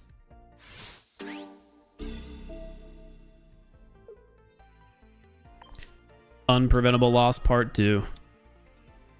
We stalled, played perfectly, and here's Geodude. Ah, I was waiting for it. I was waiting for the BS Geodude. Well, we have no play. We'll just throw Sabrina and hope that we can secure a free point. Try a different deck? Nah, this deck is fine.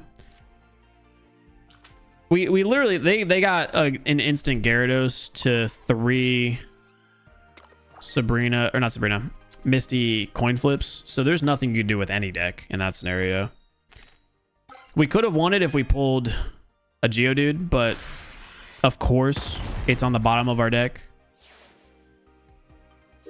Like, of course. Get that car you wanted.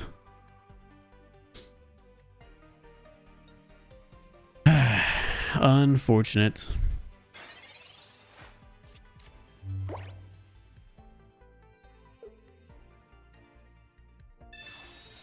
I'm here from TikTok.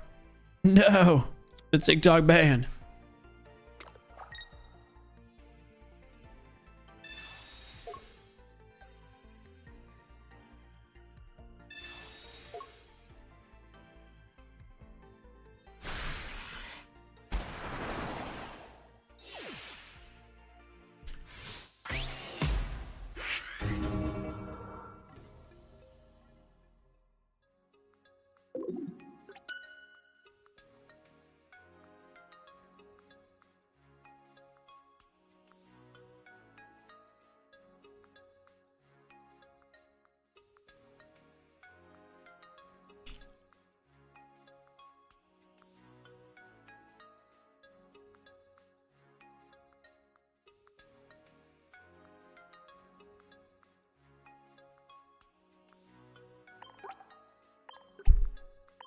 I just got that Marowak card so clean. Yeah, I do like it a lot.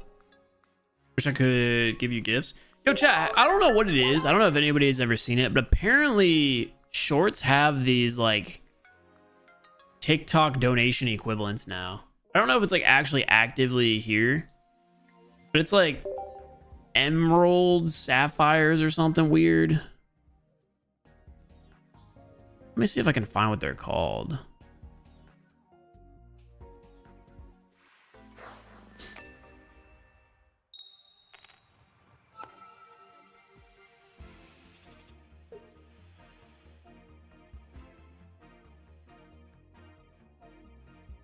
Can't see what they're called. They look like my cousin. Damn, your cousin's hot as fuck.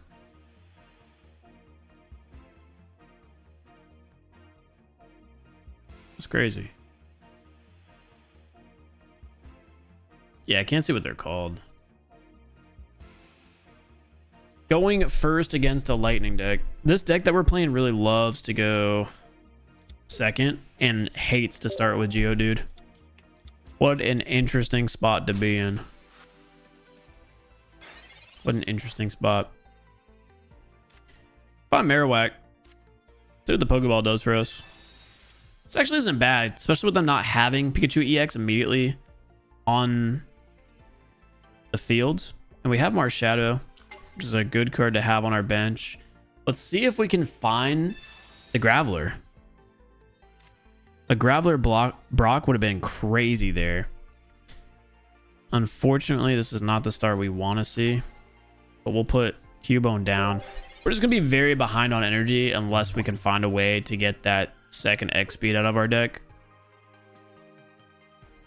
The odds of us starting Geodude is very, very low. So the fact that it happened is just not great.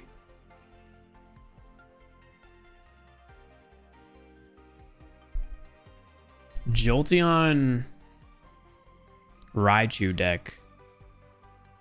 What I'd imagine we're playing against.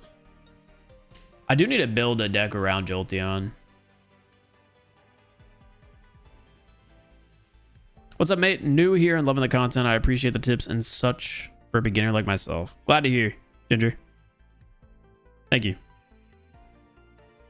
I'm really hoping we can get some like good games going today, dude. I feel like we've been playing terrible. Actually, to be fair, I haven't been making bad decisions today. We made one that like very clearly affected a game, and I immediately realized before it even affected the game that it was a bad call. But for the most part, we've just been playing, you know, off meta decks. Bound to happen. We still have gameplay with an Executor Celebi deck that I just never posted. A crazy like 11 game win streak or something with it. I guess to be fair, in the last hour, our only 2 losses have come from Misty's giving extra energy. Our opponent left this game, so that's unfortunate. But I don't mind because we had a terrible start with Geodude. So I'll take that. How the coin flips? Oh, our coin flips have been actually terrible as well. Somehow we've gone 1 for 8 2 times in a row with heads. If you think about that, if you're playing a Celebi deck, that is crazy. What is this?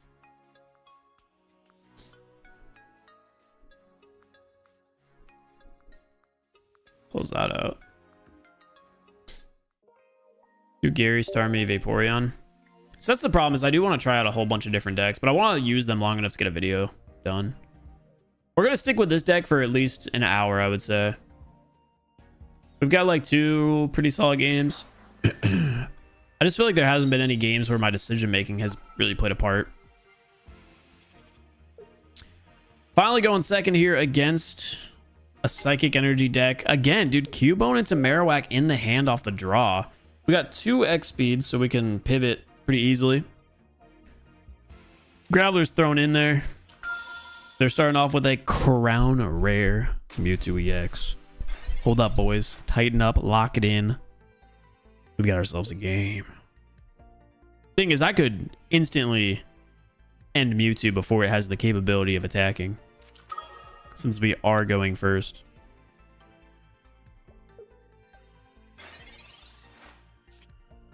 And we have it. That's the thing. We have it, gentlemen.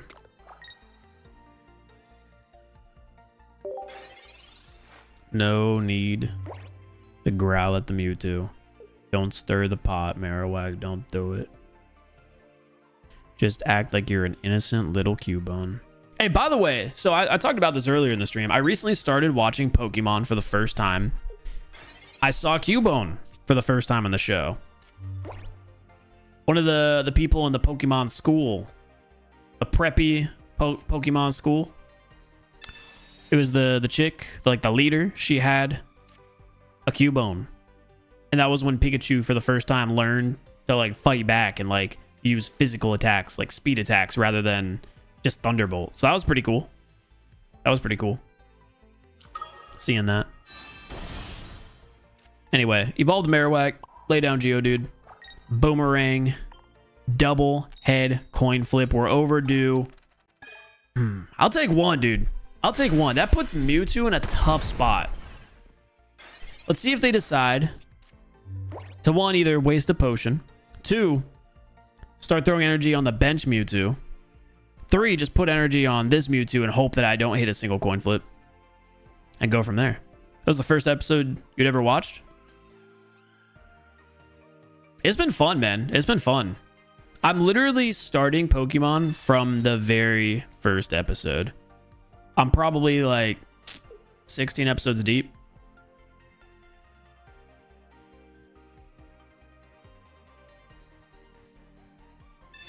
They Sabrina us. That's actually a great play. The thing is, we do have 2 X speeds. I hate burning through them, but if we don't burn through them right now, there's no situation where we would burn through them. So they'll deal their 50 damage on Geodude. Not too big of a problem for us, especially if this Pokeball finds a Smart Shadow. That's great. That is a good position to be in. So here's what we're going to do. We're going to put Marshadow on the bench. We're going to load an energy on it. We're going to use 1 X speed. Oh, wait. Just kidding. We have a 2nd X speed. Use that as well. Free retreat for Geodude. Put in Marowak. And while we're at it, why don't we just evolve Geodude to Graveler, give it even more HP, and smack this Mew with the heads coin flip. You can't keep getting away with this. They just can't keep getting away with this. The amount of double tails we've rolled today has been insane. How are we rolling like a 75-80% tail rate today? It is not my day. Oh, how are they doing this? And then they got us with the Sabrina #2. Hey, here's the deal though. They can't kill us because they can't use Giovanni. We're gonna burn through an energy here, but Marowak has another shot. Marowak, we need you to do one coin flip. That's all we need out of you, buddy. It is unfortunate that we had to burn through an energy here, but we could do this. Ha! We got it. We got it. I didn't need to waste the double heads there, but we're looking solid. Because again, we still have the capability of one-tapping this Mewtwo. And that's 2 energy on the board already, or 2 points on the board already.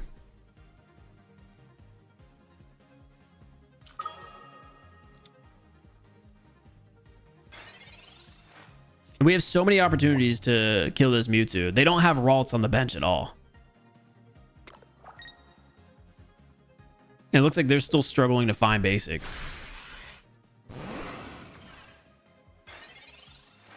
And in a scenario here where we only hit Mew once with heads, again, Marshadow will come in and trade. They don't have Sabrina anymore, so they can't punish us for having extra Pokemon on the bench. All it does is just give us more pivoting abilities. We got another Cubone that we can lay down and eventually turn to another Marowak if need be. Let's see where the coin flips get us. We just need to not double whiff again. 1 is good. 1 is consistent. 80 damage is big. That puts it into one-shot vulnerable territory to Marowak and Marshadow, and they concede. Hey, despite the whiffs, we're taking on Mewtwo.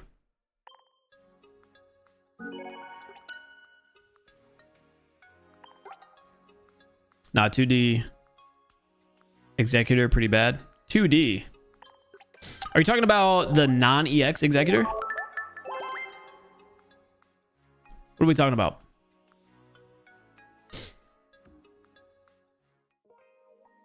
Let's vote for double heads. Yeah, we got the concede. That was big. That was big.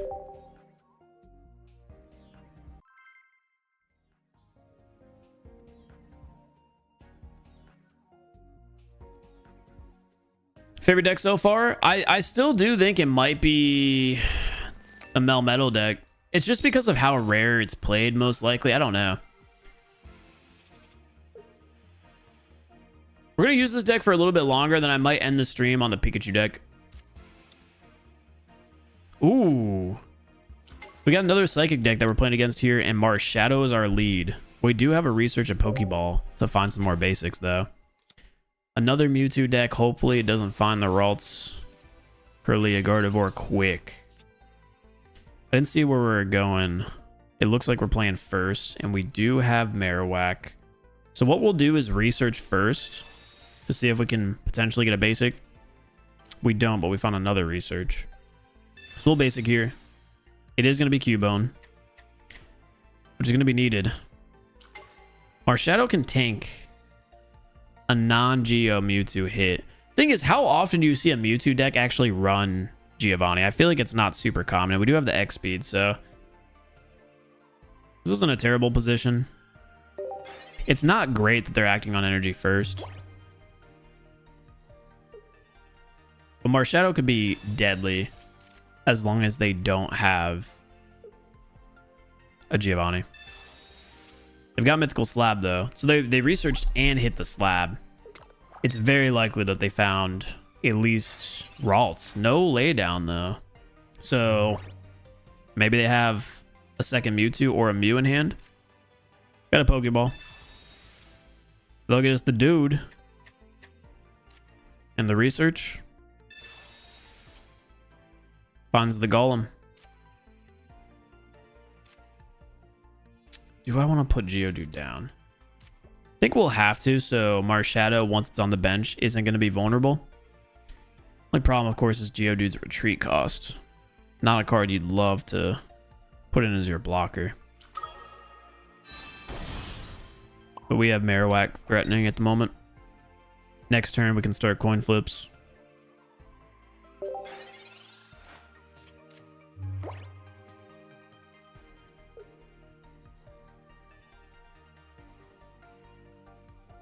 Yeah, the power of Marowak just to threaten the ability to one-shot a Mew and so many powerful EX meta cards is kind of insane.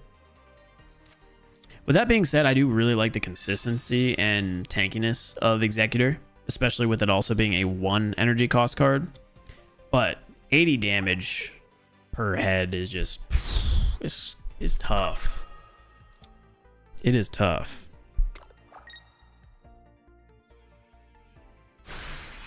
They're not going to be able to hit us with Psy Drive, and our Marshadow tanks that 70 like a champ. So we can use the X speed here and start the coin flips. Really good position at the moment. And it's honestly still not even bad if they end up hitting with a Sabrina, because we have the X speed and we can burn through another energy on Geodude to get it out after it potentially tanking through the Psychic Sphere. So let's see where the coin flips give us. There's one head. That's good. Like I said, I'll take the 1-for-1. The 50-50 all day. That just threatens their Mewtwo so heavily. Like, they borderline might retreat it here.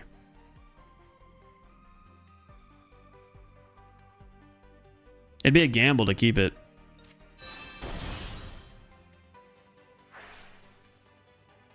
Ooh. Ooh. We got the luck on our side. Falling asleep there would have been detrimental to Marowak. They still go for the retreat, though. And who do they decide to put in? Mew? Maybe Mew into a Budding Expeditioner? Either way, all of their cards are potentially one-shot. Marowak.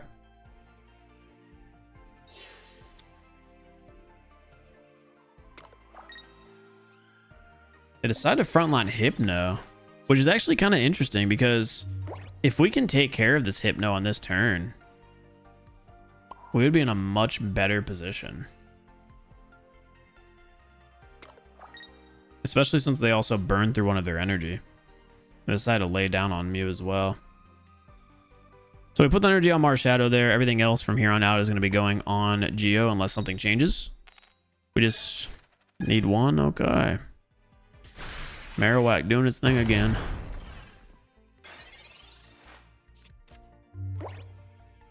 It's okay. It's okay.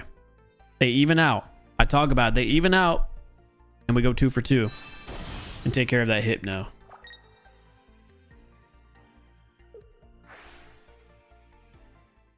With Kirlia there, now we're extremely threatened.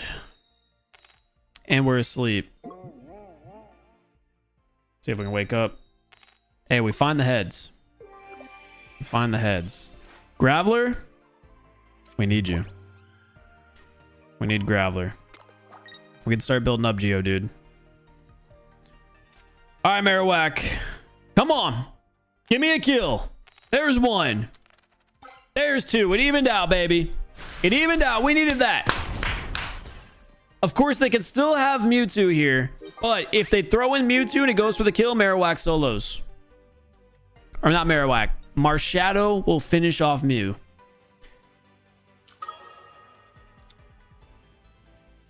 Let's see if they have Gardevoir. They might attempt to scam us with the coin flips. We got their second Mewtwo laid down. They do have everything they needed. Game's getting a lot more difficult for us. They're coin flipping us back. Surely they don't steal the double heads against us. Surely they don't do it to us. We needed that big time. We needed that big time. Again, I don't think that there is potential of them running a red card in a Mewtwo deck. But just in case, or my bad, I don't think they run a Giovanni in this deck. But just in case, we're going to potion here.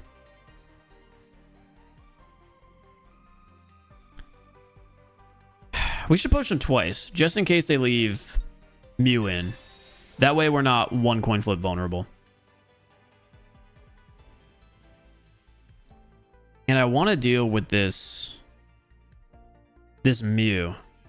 If we can at least get one coin flip to land, then Golem can come in. That's perfect. And 2 wins us the game. Let's go, dude. Marowak showed up. Okay. 2 kill shots on 2 double head plays. And we had Golem ready to go if Marowak died there or only landed 1 heads. And we were also threatening with Marshadow. It was gross, chat. That was gross. Y'all said Marrow is whack? It lands them sometimes. It lands them.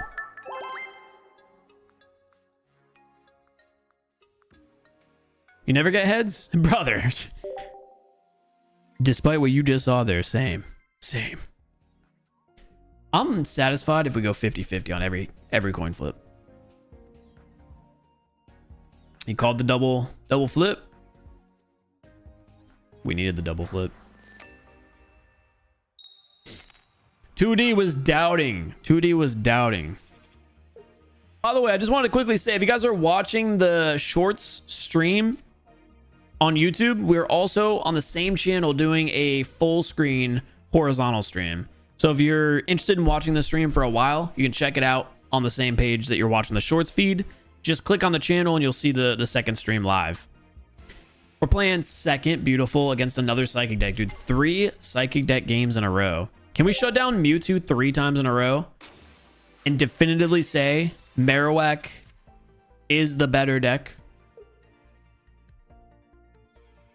It's funny because we have Golem in here who hasn't done anything. That last game is the closest Golem has been to being active. Marshadow has done its part in the active spot in this deck, but it's mostly just been the Marowak show.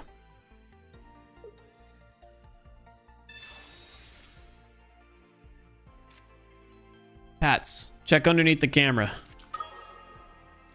You can see the hand.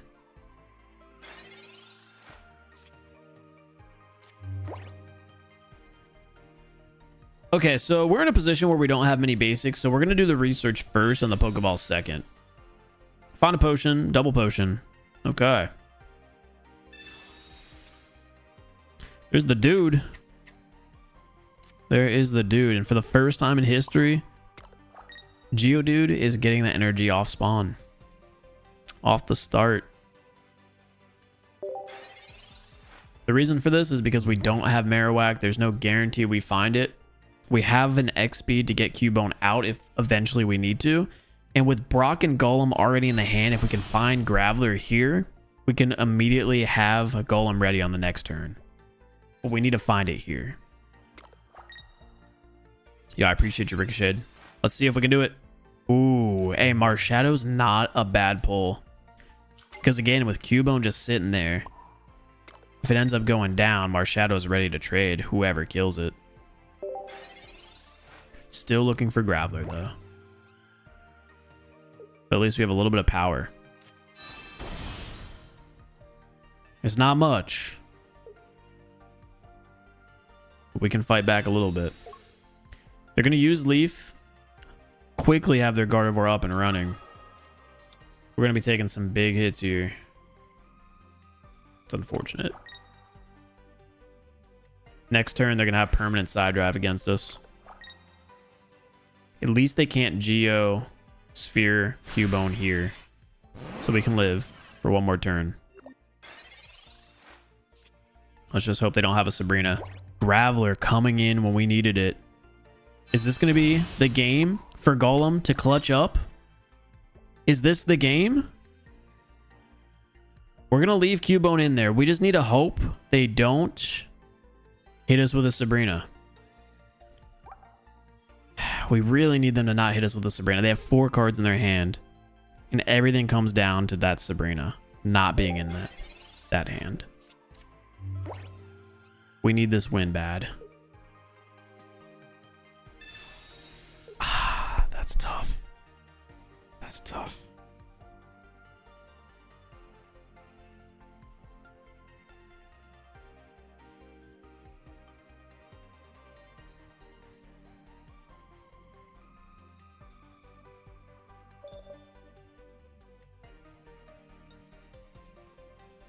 We're gonna sack Marshadow.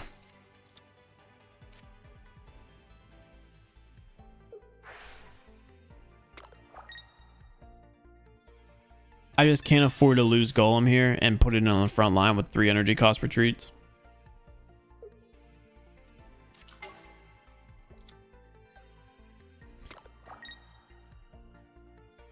And the reason we're doing this is because we can always find the Marowak. We can always find the Marowak.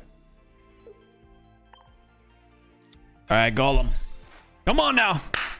We found the Marowak. We're not out of it, boys. We're not out of it. We got the double potion as well if needed. Golem's going out on the front line. Oh, we're going to need to get it out, though. It can take on Mewtwo, and that's it. The question is just, where do we throw these potions when we do them? Cross that bridge when we get there. Brock, Golem.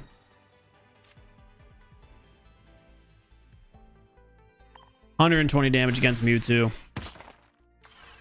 30% shield. Let's see what their play is. Did they send Mew against us?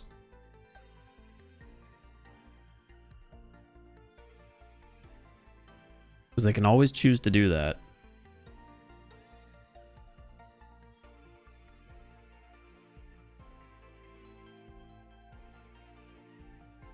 I'm glad we sacked Marshadow right now. If we had another card for the bench, it could have been a really good situation. We'll see. What have they burned through so far? Again, Leaf, Sabrina, Research, 2 slabs. They've burned through a lot of cards. And they're thinking very hard about this next choice.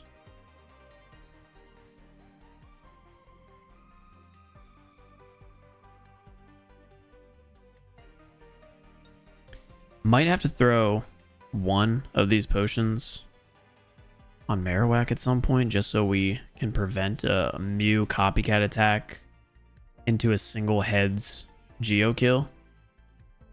But right now we're super protected. I think they're just debating whether or not they want to kill Golem at the moment. They're going to use the X speed, but they're not going to have enough time to do an attack against us.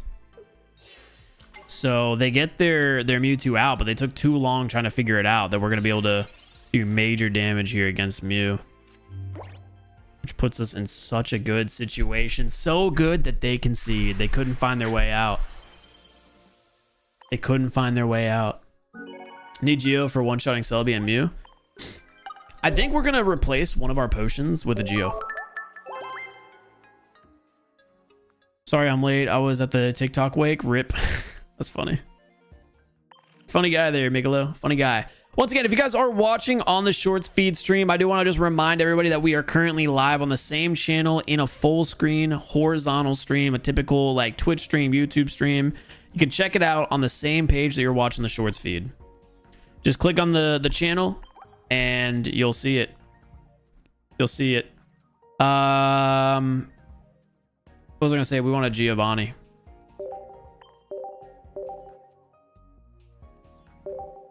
Watch one more and then I'm gonna hit the hay. Hey, valid. Honestly, at this point, we've had so many good games here with this deck. By the way, guys, I'm getting an editor for this channel, so the long forms should be consistently posted at 8 a.m. EST in a couple of days. I'd say within a week or two. Yeah, we're almost at 7K subs. I've definitely slowed down a lot recently just because of the move and managing the COD channel again. Oh, this is a tough lead. We're playing up against another fighting deck. Geodude is our starter. They've got Drud, which probably means this is another Golem deck that we're facing. And I think hand-to-hand against another Golem deck, we actually have the upper hand with Marowak if we can get it. Yeah, let us cook. Let us cook. They use their research. They find a Hitmon, so we'll have to be conscious of that with our bench, although I don't think they use a Leaf just to get Drud out and put a Hitmon on the front line. But that is something to be conscious of if we ever have a decision to make. Right now, we don't, so we'll just put the energy on Geodude. And on the next turn, I suppose, evolve and start hitting that Drud. Potentially. Don't like the idea of just tanking that 20 rough skin damage.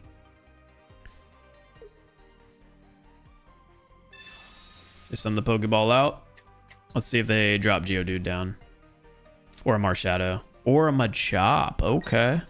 Machamp deck. Fighting does have a lot of variety. I think it might be one of the most wide range of Pokemon card types that you can use in the meta right now, besides maybe grass.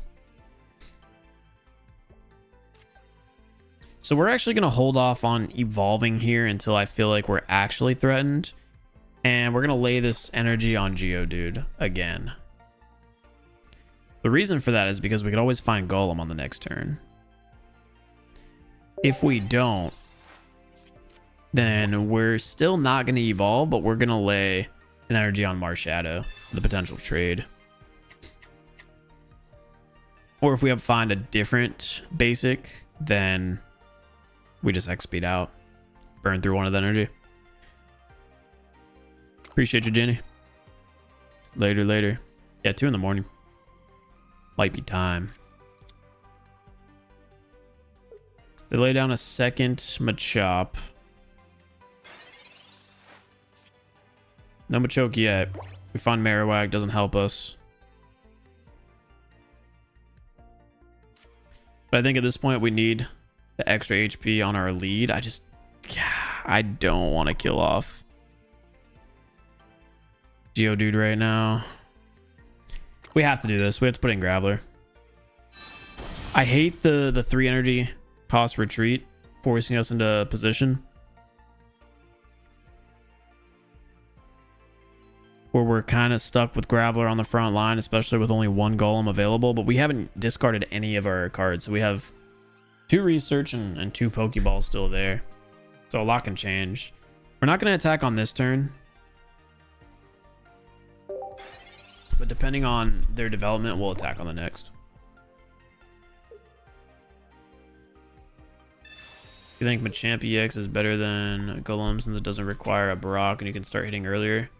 Yeah, Machamp is pretty solid. Difference between Machamp and Golem, though, is just that Machamp is an EX and Golem is not. I actually love that they just decided to throw Marshadow on the front line for us and not attack. We find a Pokeball here. Let's hope it's Cubone. It is. So we'll be able to throw Cubone in now. X speed, Marshadow, back onto the bench. Yeah, there's Sabrina put us in a great position. All because I'm assuming they thought that we had Golem ready to go. Which we all know we didn't. We'll growl, I suppose. Why not? But on the next turn, Marowak's coming out to play. We improved a lot. They're whiffing on their draws right now. I wouldn't be surprised if we saw Machoke come out.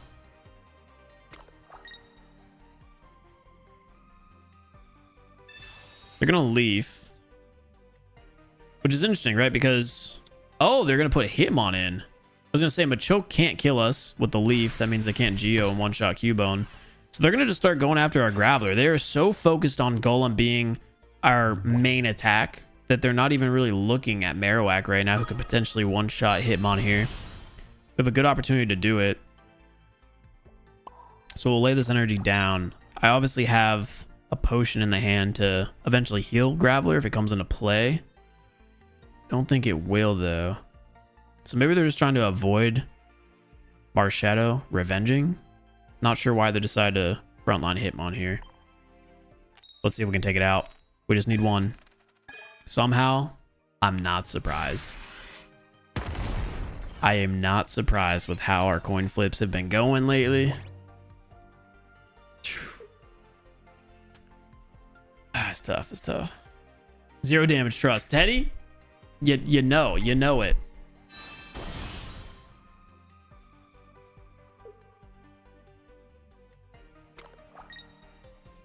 Hey, yo, make a lie. I appreciate you. Definitely been deflating lately, but I appreciate it. Taking another 30 there from Hitmon. But we find Golem, who might find its moment for the first time in this deck. We're going to potion Golem here. Throw down another energy onto it. On the next turn, Brock or not, it will be active, ready to go. Let's see if we can get a coin flip to land with Marowak. We land one! We land one. Hitmon's down. Their Machamp most likely comes in here. And as long as it doesn't clear Marowak, which it shouldn't have any ability to do so, we frontline Golem. If Golem ever dies, Marshadow cleans up the game. They're thinking about what to do here. They put in Drud. But we all know we're not going to attack with Drud.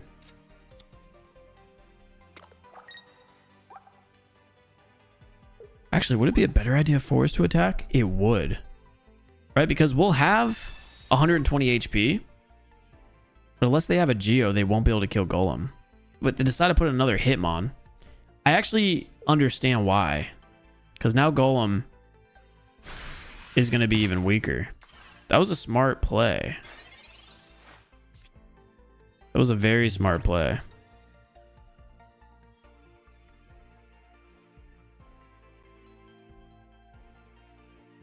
Because we need a potion now.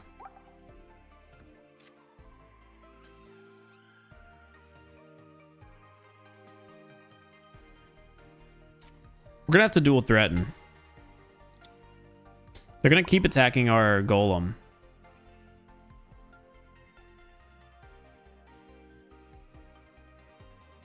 But hold up. We could coin flip with Marowak. We're in an interesting position. Our Shadow will never get the trade. I guess we have a Sabrina, right? We have a Sabrina, so we're in a really good position. What we're going to do is retreat out here. Put Golem on the front line. We'll secure this kill. And if they throw in Machamp to kill Golem, then we Sabrina Machamp out and put in Marshadow to get the kill. Because it shouldn't matter who they have on the bench or if they evolve the Machop. Marshadow should get the trade here. They're going for it. But again, we all know that doesn't matter. That's game. Marshadow comes in. We've got Sabrina ready in the hand. Here we go.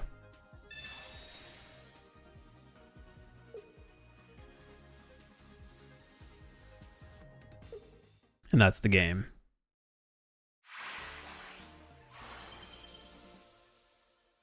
Yeah, we would have lost that if they had blue, but it's very rare to see blue ran in decks, especially a Machamp deck, because of how pull heavy it is. And with all the cards they burn through. GG easy. I'm glad we found that. I almost didn't find it because I got very locked in on Machamp. That's why they double Hitmon though, because they got locked in. They tunnel visioned on Golem. But we needed that play. We found it. I almost didn't too, so I'm glad. We were close to not finding it, dude. I'm out. Have a good stream. I enjoyed my stay. I appreciate that, Joe. Thank you. You have a good night. Yeah, appreciate everybody who tuned in tonight. We'll see everybody who's heading out later. I think we'll play one more game here with the deck. I want Golem to have its moment. That was I mean, that was definitely Marshadow having its moment, right? Golem got a kill. So satisfying using Sabrina on the last move and watching them concede.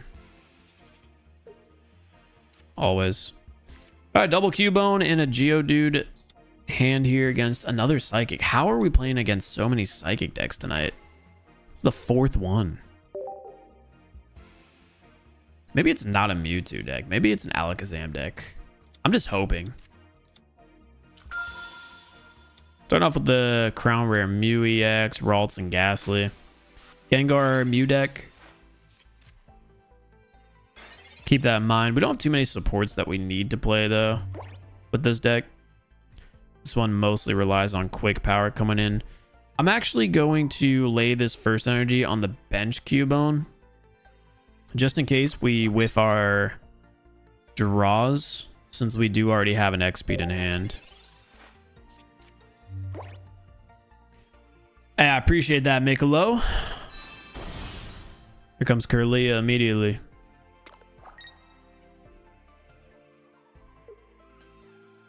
We'll lay down an energy on Mew, hit us with the size shots. We find a Golem. So the second energy goes on Geodude. And we just continue, end turn.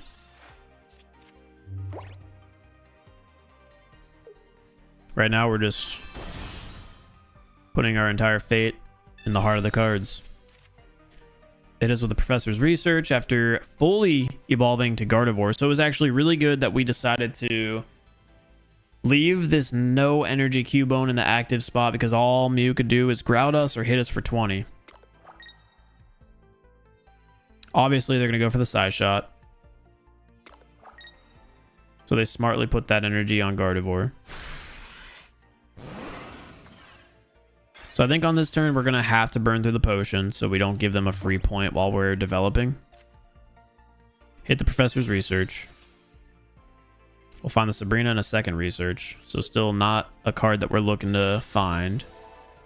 So we'll use the potion to keep Cubone in for another turn. Or they could obviously put Gardevoir on the front line. And we'll just lay another energy on Geodude and end our turn there.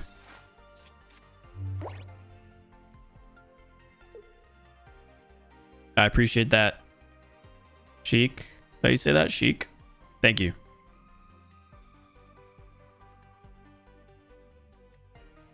Yeah, if you kill an EX, you get 2 points. Okay, so they end up doing the Gardevoir play that I had talked about.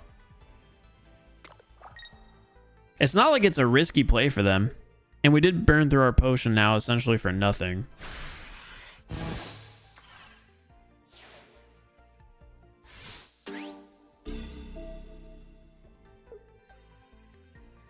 We'll have to frontline Cubone here. Hopefully we find Marowak. If we don't, it's not the end of the world because we can just growl. We have another Research to increase our odds with 2 Sabrina. We find Graveler. So we're in a position where we want Golem now to solo. The problem is they just have that Gardevoir sitting there. So the question's going to be, do we use the Sabrina now?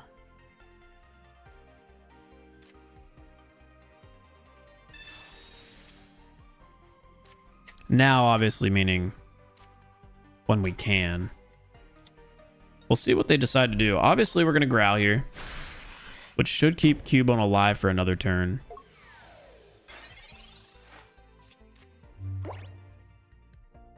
I like the position we're in, because if they attack with Gardevoir, we put Golem in, and it kills Gardevoir immediately.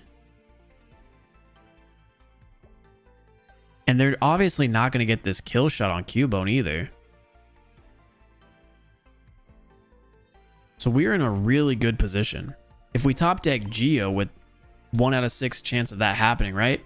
And they decide to frontline Mew and just burn through the 2 energy retreat cost to Gardevoir, then we can kill Mew in 1 hit. And if we don't, Marshadow's there. And at that point, we could also have pulled the Marowak already.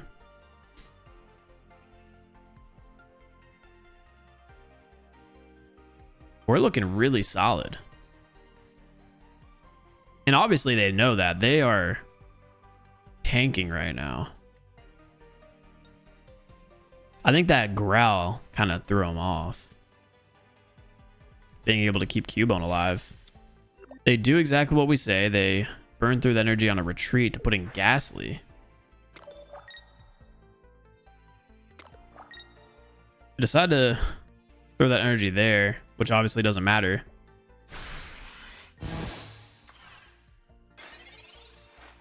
Because we're going to get Cubone out of there, and then we can also evolve to Marowak. Whether we want to here is the debate. I'm going to choose not to. And the reason for that is because I'm stupid. No, I'm not stupid. Okay, I freaked out for a second. I didn't see Brock highlighted and I was worried. So we're putting that energy on Marshadow so we can XP Cubone out. Save that energy. Evolve to Golem here. Then use Brock to allow us to guard press. Evolve Cubone into Marowak. And we're going to secure this point on Ghastly. And if they come in with Mew, we're going to survive that hit, damage Mew back heavily, and then Marshadow could trade Mew if it decides to kill us. If they decide to put Gardevoir in, then we just Sabrina. Now they have Ghastly, which again still keeps our Sabrina powerful. If they attack with Mew here, we're in a really good position.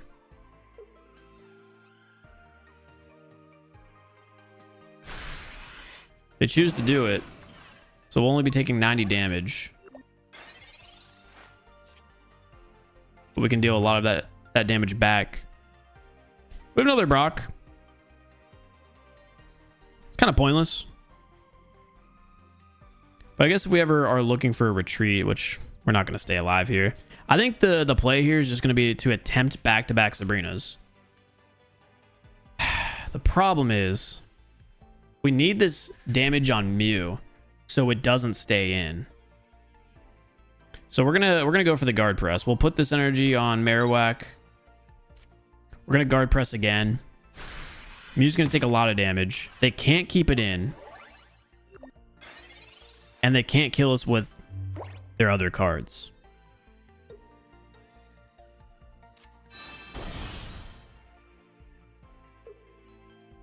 The potential Gengar is scary, but they have to retreat Mew here and put in Gardevoir.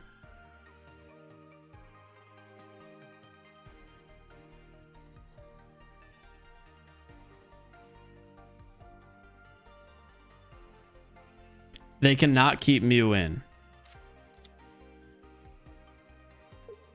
They just threw in another card that we can one hit with Golem.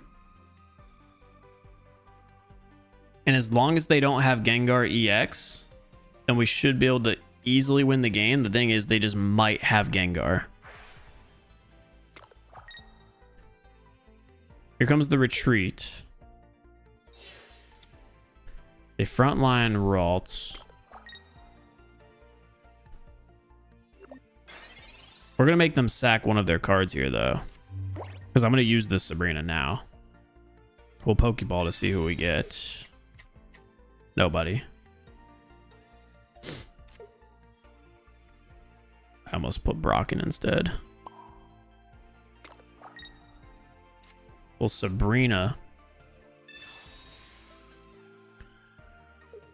And I'm assuming they sack Gardevoir here.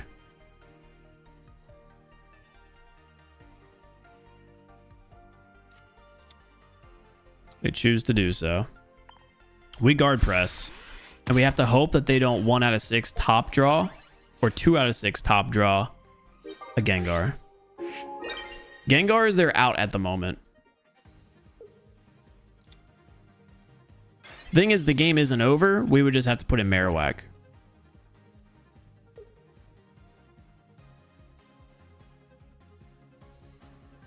They Pokedex.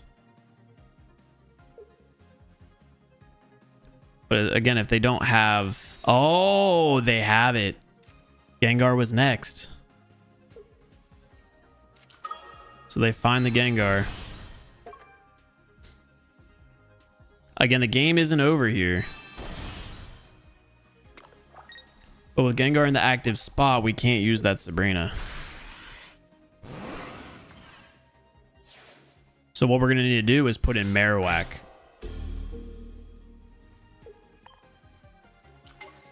This is a good game. See if we top deck a potion. There's the X speed.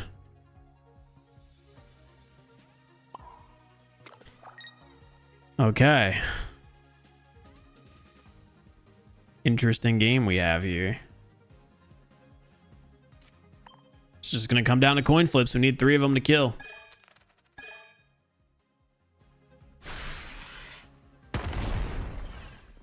Okay. Well, now it's a done deal. Now it's a done deal. I don't see a world where we come back. How? How do we always brick? Hey, you know what? That was a really good game. They played that well. They had the red card into the mythical slab. We find Geo here, which actually means we can't use it. I was like, wait, it means we don't have a chance. We still don't have a chance. Yeah, Gengar's ability came in to win the game for them. Really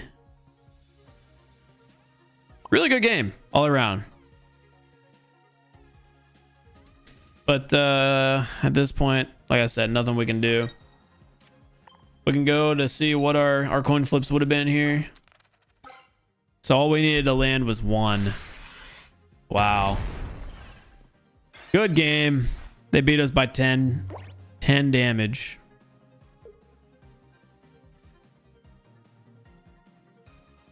Always get double tails every time. Yeah, dude, Marowak's been bricking. Hey, we've hit a lot of double heads, though. I'll take that. GG's. That was a fun one. We played it pretty well, I want to say. We found a lot of the right plays. We threatened them a lot very well. But again, not being able to use our support is what caused them to win that game. Gengar wasn't a problem, but its passive ability itself was the problem. The strength of Gengar, dude. That was a fun one, regardless.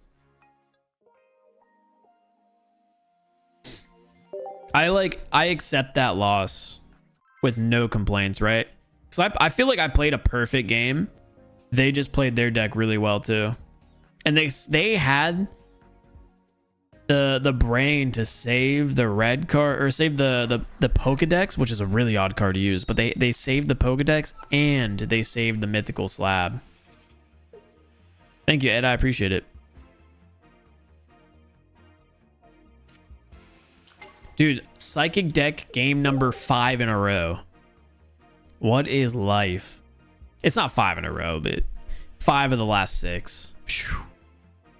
Yesterday, an EV one-shot my Selby with 6 coin flips. Continuous kick. Just kept kicking, huh? Nah, that's nuts. That's nuts.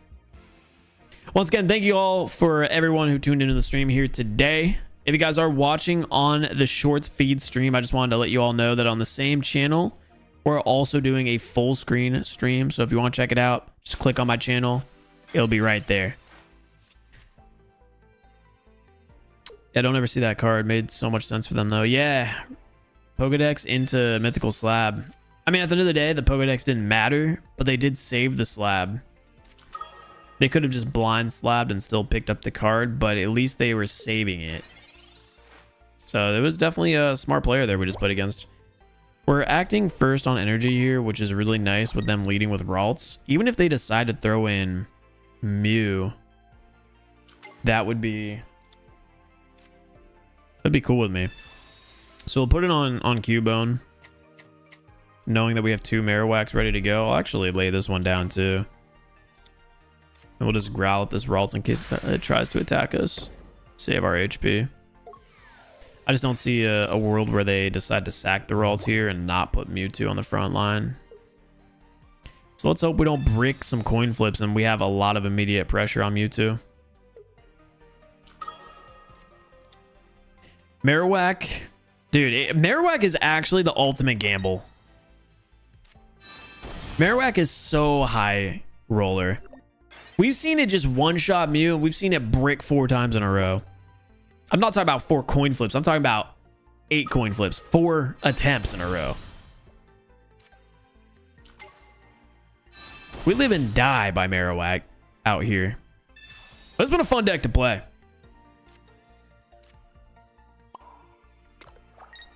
Boomerang coming in. Double heads. Overdue, baby. Woo! Yeah, I'll take one. I'll take one. I got my earbud out. One puts so much pressure on the Mewtwo to, you know, either retreat or stay in there. Because then what we do here in this scenario now is put an energy on Marshadow. So let's see if they decide to use Gardevoir to put an energy on this Mewtwo to then retreat it. They lay one on the bench. They put one on the active. And they're going to attack for the 50. We're obviously vulnerable to a side drive, but that's not going to be active until another turn. So what we do here is use the Giovanni to make it so we only need 1 coin flip now to finish off this Mewtwo. Put an energy on Marshadow, so it's still threatening the revenge. And we land 1. Mewtwo's gone. And we still have Marowak active to face this next Mewtwo, while also still having the Sabrina if we need it. So they can only kill us with a side drive. We need 1 coin flip. We need to just keep getting 50-50s.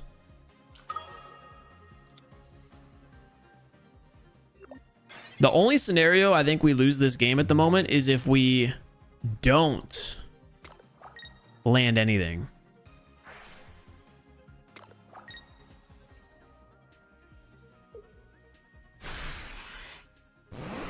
Pretty sure that's the only scenario we lose.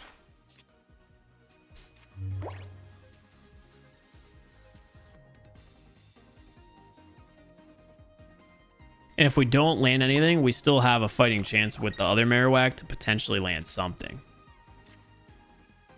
Let's use the research.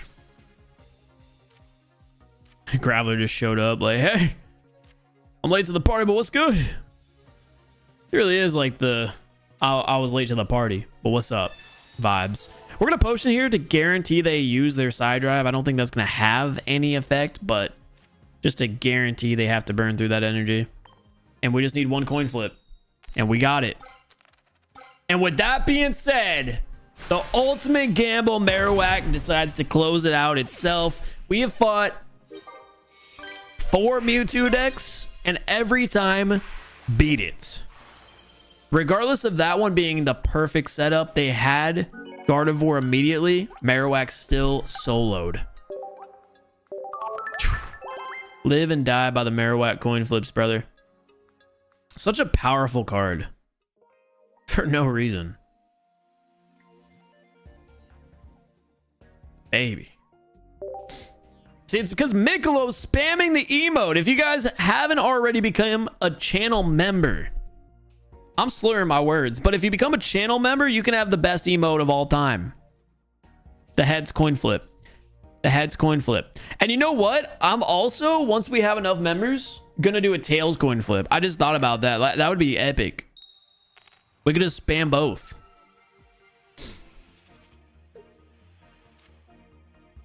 Geodude start. We're playing against a water deck. Playing against a water deck, finally. Articuno, Misty turn 1.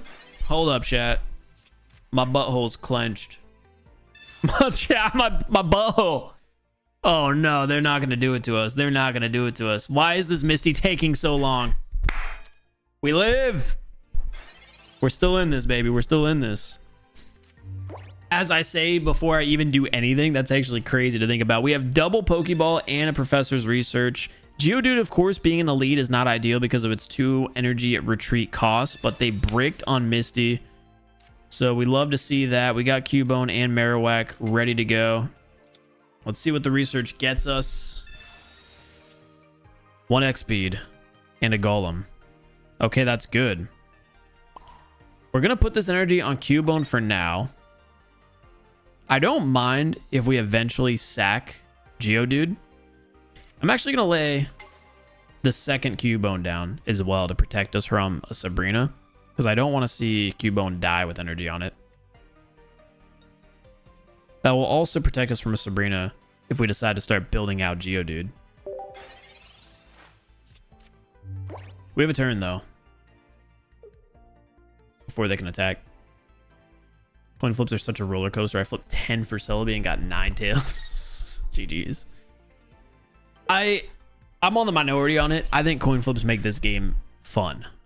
Oh, Marshadow's a great pull there. Just what we needed. Just what we needed. Now the question is, do we just leave Geodude in for 1 more turn? I think we do, so we can just tank that 40 damage. And then we worry about potentially X-speeding it out. So we'll put this energy on Cubone. Guarantee the Marowak is down. And the reason we're doing this is because Golem eventually would have a lot of HP, so this 40 isn't too big of a consequence, especially if Blizzard keeps damaging it for the 10.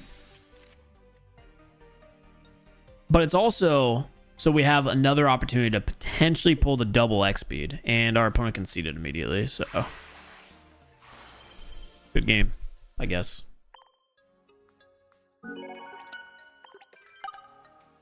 Wait, are we actually on a win streak now? Nah, Gengar shut us down that one game. We did suffer from the Gengar shutdown. I agree. I like when games have a balance of skill and luck. Yeah, like there's definitely a lot of skill involved, because if you make one mistake, you have to play perfect for the game to be like, it's sad to say, you have to play perfect for the game to be RNG. Because you can play perfect and still lose, but you could play bad and then just lose. It doesn't matter about the RNG. I do like that it's like play perfect and you're rewarded as long as you don't get unlucky. But if you play bad, it doesn't matter if you get lucky, you still lose.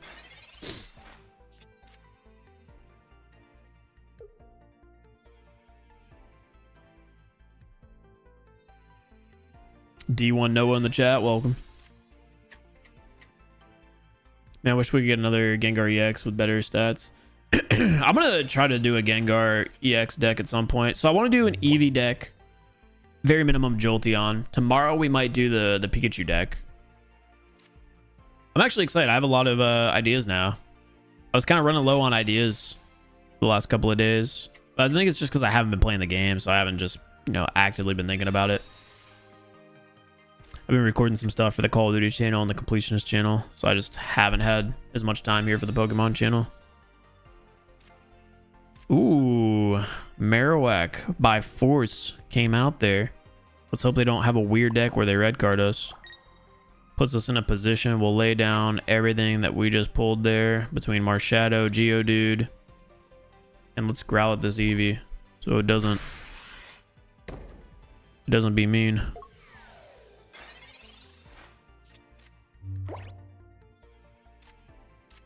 I love that Marowak is a 1 energy retreat cost card. I think that makes up for its... I don't know, dude. This game is just so balanced. I say as I have a Misty against me. It's okay. They put it on Feroki. And we're not going to let them have their Vaporeon to transfer. Because what we're about to do is frontline Marowak EX and kill this Eevee. We just need 1 coin flip to land. And 10 out of 10 times we make that happen. No Vaporeon shuts down their deck's ability. And we get it. They edged me. They made me wait for that second coin flip too. We land it. That could potentially force an early concede here too. Because now this Misty is going to be worthless. They research.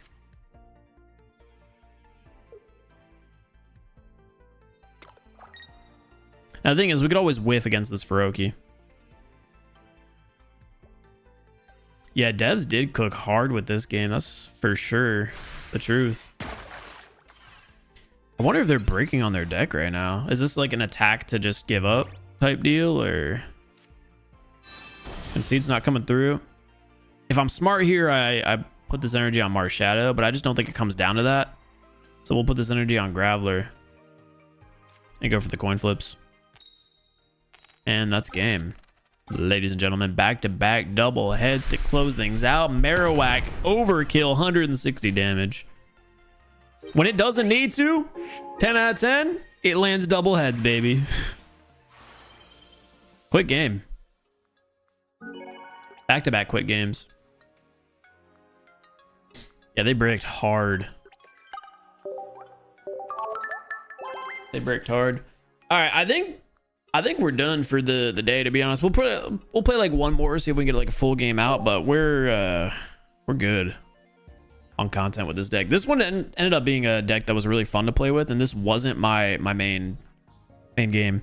What do you do for the completionist channel? I only know you because of TCG Pocket. So the completionist channel is a channel where I do platinum trophy hunting. Wait, what camera does this activate? Yeah, so as you can see, I have way too many YouTube channels. The completionist one, we do platinum trophy hunting for PlayStation. Right now I'm working on a Dead Rising series. We're going first against a water deck, and we're leading with Marshadow. This could be an L if they don't brick insanely hard. We have double research to find maybe what we need, and a Pokeball. We have Golem and Graveler. Let's see if we can get Geodude. Cubone. Still have an opportunity to get Geodude. And I don't mind leaving Marshadow in on the front line for a little bit. So we'll see where we end up being here. Do you use TikTok? Well, as of today, no one uses TikTok in America, so no.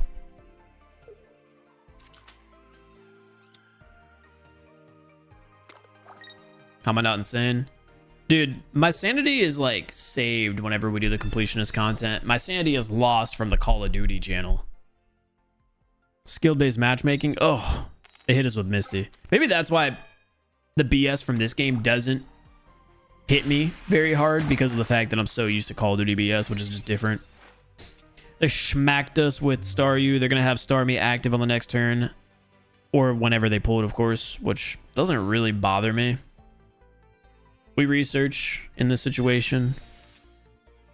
We find Marowak, so Cubone can get active and going. And we find the Geodude as well.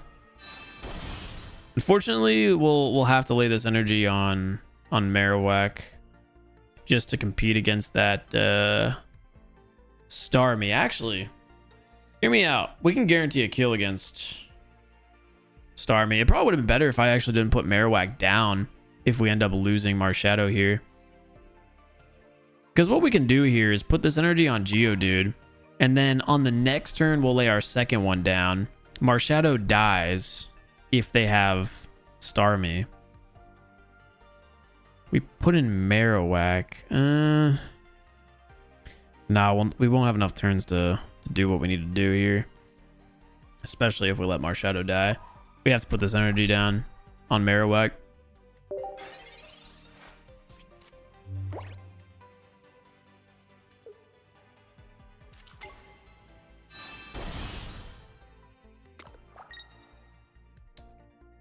Oh, my man hit me with the vocab.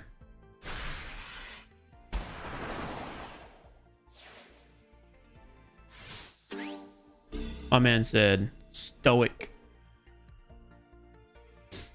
Yeah, they got Start Me active. This was a good call.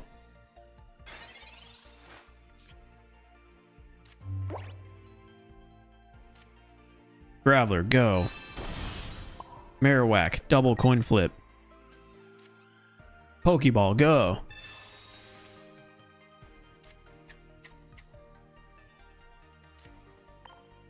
Double coin flip.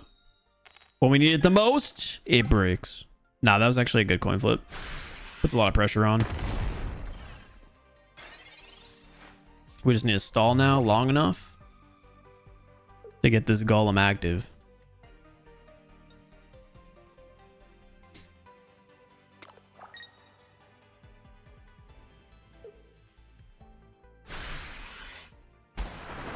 Oh, they're doing the gamble with us. Potion. XP's not bad.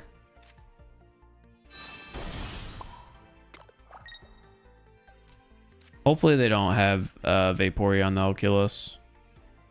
They low-key might though. We're gonna use Brock here.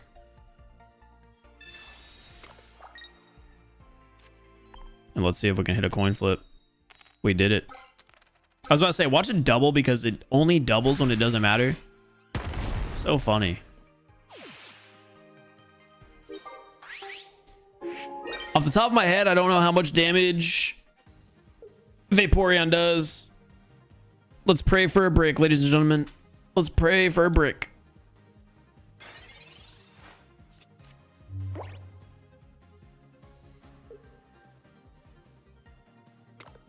It does 60, so we're cooked. We're not cooked entirely yet. We need the knot to go on a crazy continuous stomp.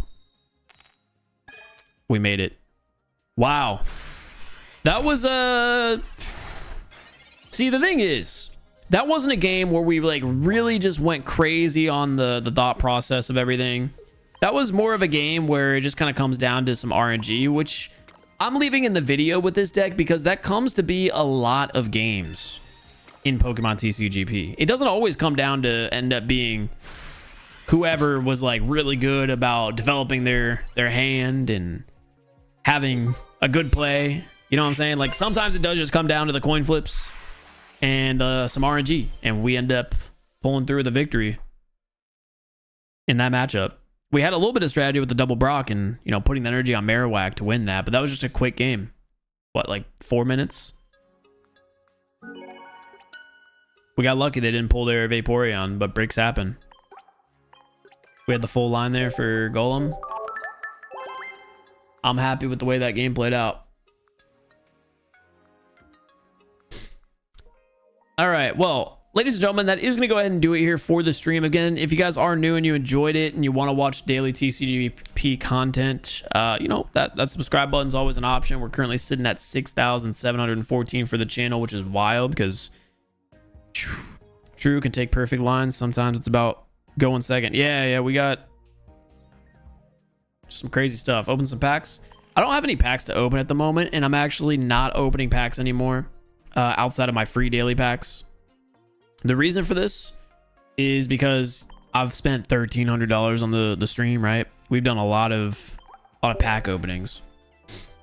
We're holding off on it, and we're gonna save our hourglasses and go crazy on the next expansion. So I'll do a Wonder Pig, and I'll pick up a Charmander. Let's see if there's anything good in our Wonder Picks. The other day I saw the full art Blastoise that I need, but nothing. I saw that Gyarados and I got excited, dude. It moved. I got excited. But nah, nothing here that I need for our Wonder Picks.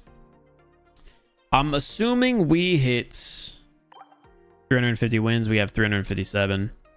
We'll have to do a stream someday where we just like, whenever I have the time, right? Because you guys know I do a lot of different YouTube channels.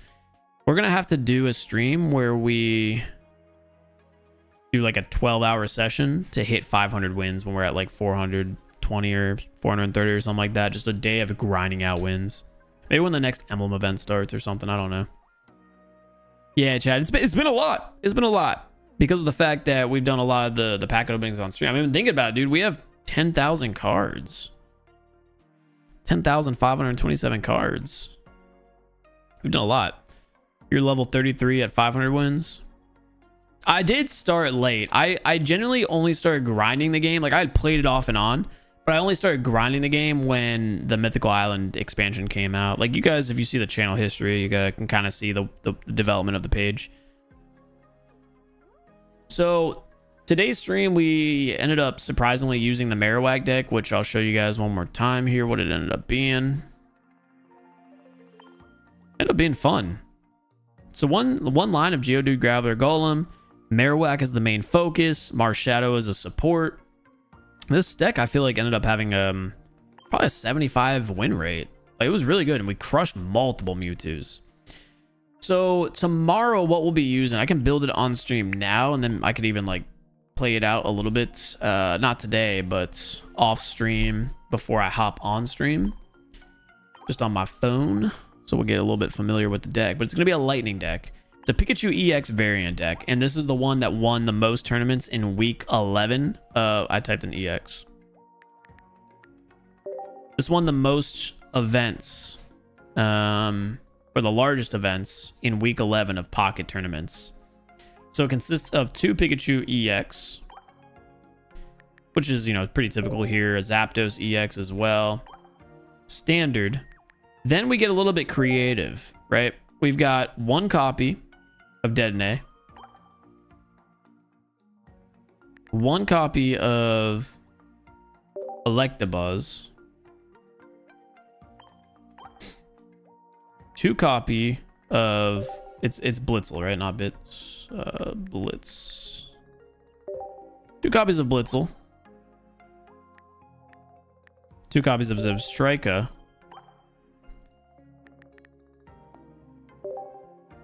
2 Pokeball. 2 Potion.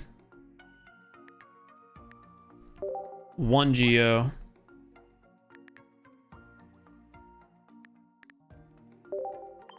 2 Research, 2 Sabrina, and what did I forget? What did I miss out on this? 2 X-Speed. So this is apparently a major tournament deck, major winning tournament deck. Change these guys real fast. Honestly, I feel like we gotta run the Pikachu coin in this deck. So tomorrow on live stream, this is the deck that we'll use. This filter for trainers, it's way faster. Is it? Probably. I was just searching literally everything. It's kind of an odd deck though. I mean, it makes sense, right? It's very similar to like the standard Pikachu EX. It's just with Electabuzz, Dedenne, and Zebstrika as the variants, because this is going to do 30 damage to one of your opponent's Pokemon, so you get to pick and choose. You get to attack the bench. This does the same thing. You get to attack the bench, and then Dedenne works as a stun for a potential stall. So I'll play around with this deck a little bit, figure out how to play it, but tomorrow we'll start off the live stream with that and hopefully go on a pretty decent win streak. Anyway, thank you guys all so much for watching today's live stream. If you all did enjoy, once again, I'd appreciate if you go ahead and hit that subscribe button if you're new. You know, if not, that's cool. That's cool. It's whatever. It's whatever, dude. I won't cry about it off stream. As soon as I click the end stream button, it won't happen. Psh, me? Nah, never. I'm gonna go ahead and play some Dead Rising remake. Go chill out on the couch for a bit.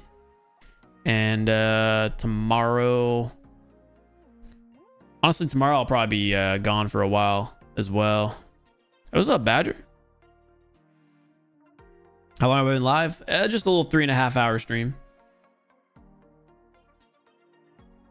Little 3.5 hour stream. All right, guys, take it easy. Have a great night, everyone. Peace out.